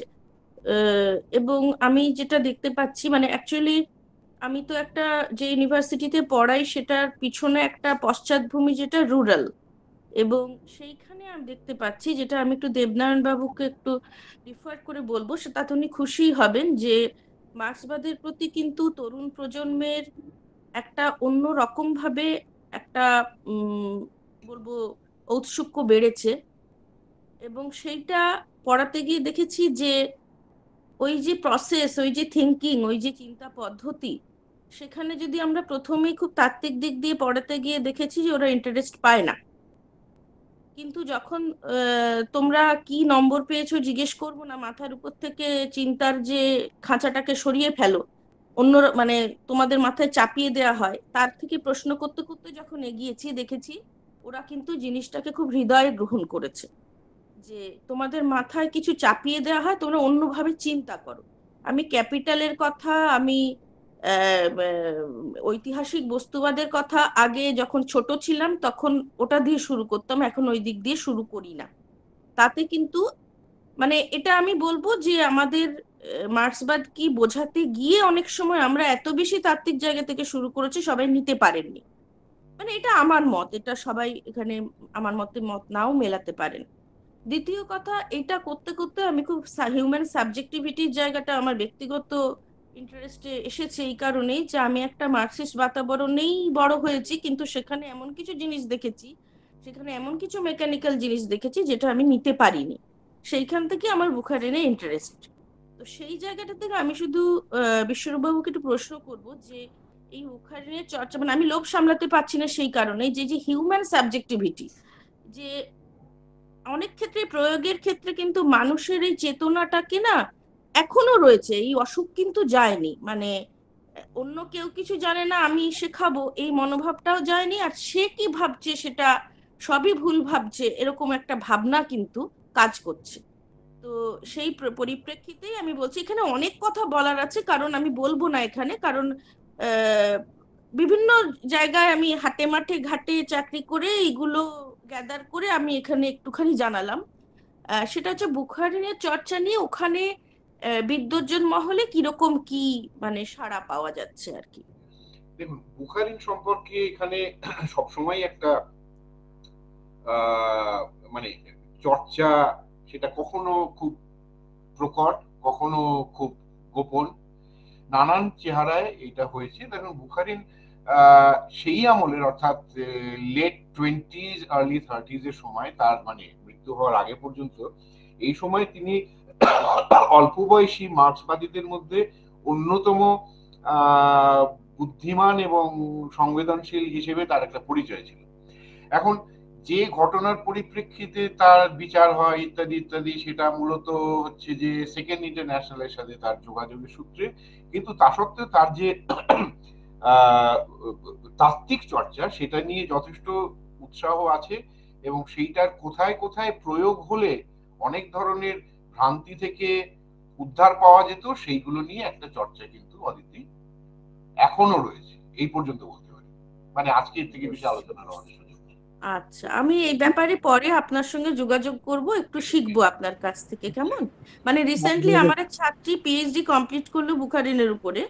তো ব্যাপার হচ্ছে আরো কিছু জিজ্ঞাসা উঠছে, যেটা আমিও এখনো বুঝতে পারছি না কি বলবো। চর্চা তো সব শুরু, আমি একটু যোগাযোগ রাখবো আপনার সাথে। যোগাযোগ করবেন, নিশ্চয়ই যোগাযোগ করবেন, সাধারণত। বিশ্বরূপ বাবু, আমার মনে হয় আপনার যে আজকে বিষয় ছিল তার একটা নির্দিষ্ট এরিয়া ছিল, তো এরিয়া থেকে কিন্তু আমরা এখন একটু সীমানার বাইরে অনেক দূর আলোচনায় চলে যাচ্ছি। কারণটা হচ্ছে যে এটা অবশ্যই আপনার সোভিয়েত নিয়ে আলোচনা করতে গেলে মার্ক্সবাদ ছাড়া তো হবে না, এটা ঠিক আছে। আপনি যথার্থই মানে প্রথমে যে যে পদ্ধতিতে আপনি আলোচনাটা করেছেন সেটা সঠিক অর্থেই মার্ক্সবাদী পদ্ধতিতে আলোচনা করেছেন, কিন্তু সেই প্রসঙ্গে অনেকগুলো বিষয় উঠে আসছে এবং যেগুলো নিয়ে নানা ধরনের বিতর্ক তো আছেই, বিভ্রান্তিও আছে। তো এখন এটা কিন্তু একটা আলাদা বিষয়। আপনার প্রথম অংশের আলোচনাটাই কিন্তু আজকে ছিল, যেটা আপনি করেছেন যে সোভিয়েতের অভ্যুদয় বা সোভিয়েতের উত্থান, পতনটা কিন্তু হয় না। আমাদের ধারণা ছিল যে ওইটার ব্যাপারে আমাদের আগ্রহটা বেশি ছিল। পতনটা নিয়ে আমরা আরেকদিন আলোচনা করব, এটা আমি বিস্তারিতভাবে বলবো যে কিভাবে ঘটনাগুলো ঘটেছে, এবং যেটা ঘটেছে সেটা অনেকগুলি সম্ভাব্য তার ইঙ্গিতটা আপনি দিয়েছেন, ওইটাকে আরেকটু মানে আরো ডিটেলে একটু সেটা হচ্ছে যে এই পতনের যে ব্যাপারটা সেখানে অনেকগুলো, এবং এই পতনের পরে মানে এ নিয়ে নানান বিতর্ক হয়েছে। ইভেন মানে মার্ক্সবাদের অন্তর্নিহিত কোনো দুর্বলতা, সীমাবদ্ধতা আছে কিনা, সমাজতান্ত্রিক ব্যবস্থা হিসেবে সমাজতান্ত্রিক সমাজ ব্যবস্থার ভেতরে কোনো অভ্যন্তরীণ কোনো দুর্বলতা আছে কিনা, মানুষের প্রকৃতির সাথে মানুষের স্বভাব ইত্যাদি নানা প্রসঙ্গ আসছে। এবং আজকের আলোচনায় কিন্তু অনেকগুলো বেড়ে আসছে এখন মার্ক্সবাদ নিয়েই কিন্তু প্রশ্ন উত্থাপিত হচ্ছে, ফলে ওইটাও কিন্তু একটা আলোচনার বিষয়। আমি গত প্রায় 40 বছর ধরে এই মার্ক্সবাদ নিয়ে লেখাপড়া করি, আমার গবেষণার বিষয়, বিশেষ করে আমার ফিলসফিক্যাল জায়গাটা। আমি দেখলাম যে ফিলসফিক্যাল কনফিউশনটা বেশি হয়েছে এটা নিয়ে, তো ওই জায়গাগুলো আমাদের পরিষ্কার করা দরকার। যাই হোক, আমার মনে হয় আমাদের আলোচনা তো দীর্ঘ করাই যায়, সময়ের একটা সীমাবদ্ধতা আছে। তো আমি কি বলে যে আমাদের দেবনারায়ণ বাবু খুব চমৎকার করেই কথাগুলো বলেছেন, এবং আপনি যেগুলো বিশ্বরূপ বাবু যেগুলো বলেছেন, আমাদের যে হিস্ট্রিক্যাল ইনএভিটেবিলিটি, মানে এই ধরনের একটা সোভিয়েত ব্যবস্থা কিভাবে অনিবার্য হয়ে দেখা দিয়েছিল, তার সোভিয়েত পূর্ব যে সমাজ ব্যবস্থার যে অন্তর্নিহিত দ্বন্দ্ব, ইনহেরেন্ট কন্ট্রাডিকশন, যেটা কিন্তু ডায়ালেকটিক্সের একটা সবচেয়ে গুরুত্বপূর্ণ বিষয়, যে তার অন্তর্নিহিত বা অভ্যন্তরীণ দ্বন্দ্ব একটা সমাজের মধ্যে। আপনি ক্লাসের কথা বলেছেন, যে এইসব নিয়ে তো আলোচনা সামনে হবে। আচ্ছা, হ্যাঁ, প্রসঙ্গক্রমে দুটি কথা এখানে আমার বলতে ইচ্ছে করছে। প্রথমত হলো যে ক্যাপিটালের মোড অফ ক্যাপিটালের ধরন পাল্টেছে। বিভিন্ন ধরনের ক্যাপিটালের কথা বলা হচ্ছে, মার্কেন্টাইল ক্যাপিটাল, ইন্ডাস্ট্রিয়াল ক্যাপিটাল ইত্যাদি। এই পার্থক্যটা হয়তো ওনার আমলে ততটা পরিষ্কার ছিল না। তার মানে এই নয় যে ক্যাপিটাল সম্পর্কিত ওনার গবেষণা সবই মানে ভুল, বাতিল করতে হবে। তার মধ্যে যেটুকু কিছু লিমিটেশনসের কথা আমরা বলতে পারি, নতুন তথ্যের ভিত্তিতে সেগুলো রিভাইজ করা, সেগুলোকে রিমডিউল করার দরকার হতে পারে। কিন্তু বেসিক স্ট্রাকচারের দিক থেকে, বেসিক ইনসাইটের দিক থেকে, বেসিক প্রিন্সিপালসগুলোকে লে ডাউন করেছেন তিনি, সেই জায়গায় কিন্তু এটা একটা বিজ্ঞানের চরিত্র পেয়েছে। সেই জন্য মার্কসিজম শেষ হয়ে গেল, তার কোনো রেলিভেন্স নেই, এই কথাগুলোর কোনো অর্থ নেই। তবে হ্যাঁ, পরিবর্তনের জগৎ, টেকনোলজির পরিবর্তন বিভিন্ন কারণের, তার বিভিন্ন ধরনের অ্যাডিকশন, অল্টারেশন, এইসব বিষয়গুলো ভাবতে হবে। অন্যান্য বিজ্ঞানের ক্ষেত্রে যেমন সত্য, নতুন টেকনোলজি আবিষ্কার হলে বিষয়গুলো নতুনভাবে সামনে আসে, এখানেও সেরকম সমাজবিজ্ঞানের মৌলিক যে নিয়ম নীতি, বেসিক যে rules of development, principles of development, lodge of development, সেটা তিনি যেভাবে বলে গেছেন, এই পর্যন্ত এর এমন কোনো তত্ত্ব সামনে আসেনি যেটা এই বিষয়গুলোকে এতটা কম্প্রিহেন্সিভলি বোঝাতে পেরেছে বা আমাদের সামনে আনতে পেরেছে। সেই দিক থেকে বিচার করতে গেলে মার্কসিজমের সাময়িক বিরতি বা সাময়িক বিভ্রান্তি ঘটলেও এটা আবার পুনরায় নতুনভাবে এর পুনর্জন্ম হবে, সেই সম্ভাবনা কিন্তু এই তত্ত্বে আছে। সেই জন্য সোভিয়েত ইউনিয়ন ধ্বংস হয়ে গেল মানে মার্ক্সবাদ উবে গেল, এরকম ভাবার কোনো কারণ নেই। ধন্যবাদ। আরেকটা কথা, সেটা হচ্ছে যে মার্ক্সবাদকে আমরা যেভাবে পেয়েছি, সেটা Soviet Russia, Soviet union, Soviet communist party যেভাবে মার্ক্সবাদকে আমাদের কাছে পৌঁছে দিচ্ছে, ঠিক সেভাবে মার্ক্সের যে রচনাগুলো তারা প্রাসঙ্গিক মনে করেছে, তাদের প্র্যাকসিসের ক্ষেত্রে গুরুত্বপূর্ণ ভেবেছে, সেগুলোই তারা প্রকাশ্যে এনেছে এবং তার মধ্য দিয়ে একটা সামগ্রিক বিশ্ববিখ্যা তৈরির চেষ্টা হয়েছে। কিন্তু এছাড়াও মার্ক্সের অনেক ছোট বড় লেখা রয়েছে বিভিন্ন ভাষায়, বিভিন্ন প্রসঙ্গে, সেগুলো আমাদের সামনে আনা হয়নি। আজকে যে মেগা প্রজেক্ট আমরা দেখছি, সেখানে প্রায় 1.5 শতাধিক ভলিউমে মার্ক্সের অরিজিনাল লেখা যেমনটি আছে ঠিক সেইভাবে, সেই ভাষায় কোনো রকমের এডিট না করে প্রকাশ করার ব্যবস্থা হয়েছে। আমার ধারণা এইগুলো সামনে এলে মার্ক্সবাদের যে লিমিটেশনস বা যে সমস্যার কথাগুলো আমরা বলছি, তার হয়তো অনেকগুলো সমাধান সূত্র সেখান থেকেই পাওয়া যাবে। ধন্যবাদ। ঠিক। আচ্ছা, তাহলে আর যদি কারোর কিছু আজকে জিজ্ঞাসা না থাকে, জিজ্ঞাসা থাকবেই কিন্তু আজকে তো শেষ করতে হবে, তাহলে কি আমরা শেষের দিকে যাই? এবারে আমাদের এই অনুষ্ঠানটা শেষ করবে তপন দে, বিদ্যাসাগর বিশ্ববিদ্যালয় যে অ্যালামনি অ্যাসোসিয়েশন, তার সেক্রেটারি। তপনকে বলবো একে কনক্লুড করার জন্য। স্যার, ধন্যবাদ স্যার। আমি অত্যন্ত একটি মনোজ্ঞ আলোচনা এবং সেই আলোচনার উপরে আলোচনা, প্রশ্ন এবং উত্তর, একটা বেশ কি বলবো জীবন্ত অনুষ্ঠান আমরা এখানে শুনলাম, সবাই ঋদ্ধ হলাম। এখন একবারে শেষ সময়ে আমরা এসে পৌঁছেছি, অনুষ্ঠানটা শেষ করতে চাইছি। সেই শেষ পর্বে আমরা ধন্যবাদ জ্ঞাপন করতে চাই। প্রথমেই ধন্যবাদ জ্ঞাপন করব আজকের যিনি বক্তা, প্রফেসর বিশ্বরূপ সান্যাল মহাশয়, পলিটিক্যাল অ্যানালিস্ট, মস্কো। কারণ তার বক্তব্য বিষয়কে কেন্দ্র করেই আজকের আলোচনা আবর্তিত হয়েছে। আমরা আমাদের এই ফোরামের পক্ষ থেকে, ফোরাম ফর অ্যাপ্লাইড ফিলসফির পক্ষ থেকে তাকে শ্রদ্ধা জানাচ্ছি। তার কাছ থেকে আমরা আরো ভবিষ্যতে অনেক বিষয় নিয়ে আলোচনা করতে পারবো বা শুনতে পারবো তার মুখ থেকে। বিশেষ করে আজকের এই আলোচনার দ্বিতীয় অংশটা, স্যারকে আমাদের তরফ থেকে অসংখ্য ধন্যবাদ। ধন্যবাদ জানাচ্ছি প্রফেসর দেবনারায়ণ মোদক মহাশয়কে। স্যার ভারী সুন্দরভাবে গোটা বিষয়টিকে ডিসকাস করেছেন, আমাদের সামনে আরো সহজ সরল করে আরো উপস্থাপিত করেছেন, থিওরাইজ করার দিকেও তিনি মনোযোগী হয়েছেন। আমি ধন্যবাদ জানাবো ফোরাম ফর অ্যাপ্লাইড ফিলসফির চেয়ারম্যান স্যারকেও, এবং ধন্যবাদ জানাবো প্রফেসর সন্তোষ কুমার পাল মহাশয়কে, আমার মাস্টারমশাইকে। তিনি শুধু যে এটার থিম নোট দিয়েছেন, মানে ইন্ট্রোডিউস করেছেন তা না, একই সঙ্গে এই ফোরাম ফর অ্যাপ্লাইড ফিলসফির একেবারে কি বলবো, মানে সবকিছুই তিনি এটাকে পরিচালিত করছেন। তারই উদ্যোগে আমরা আজকের এই আলোচনাটি শুনতে পেয়েছি।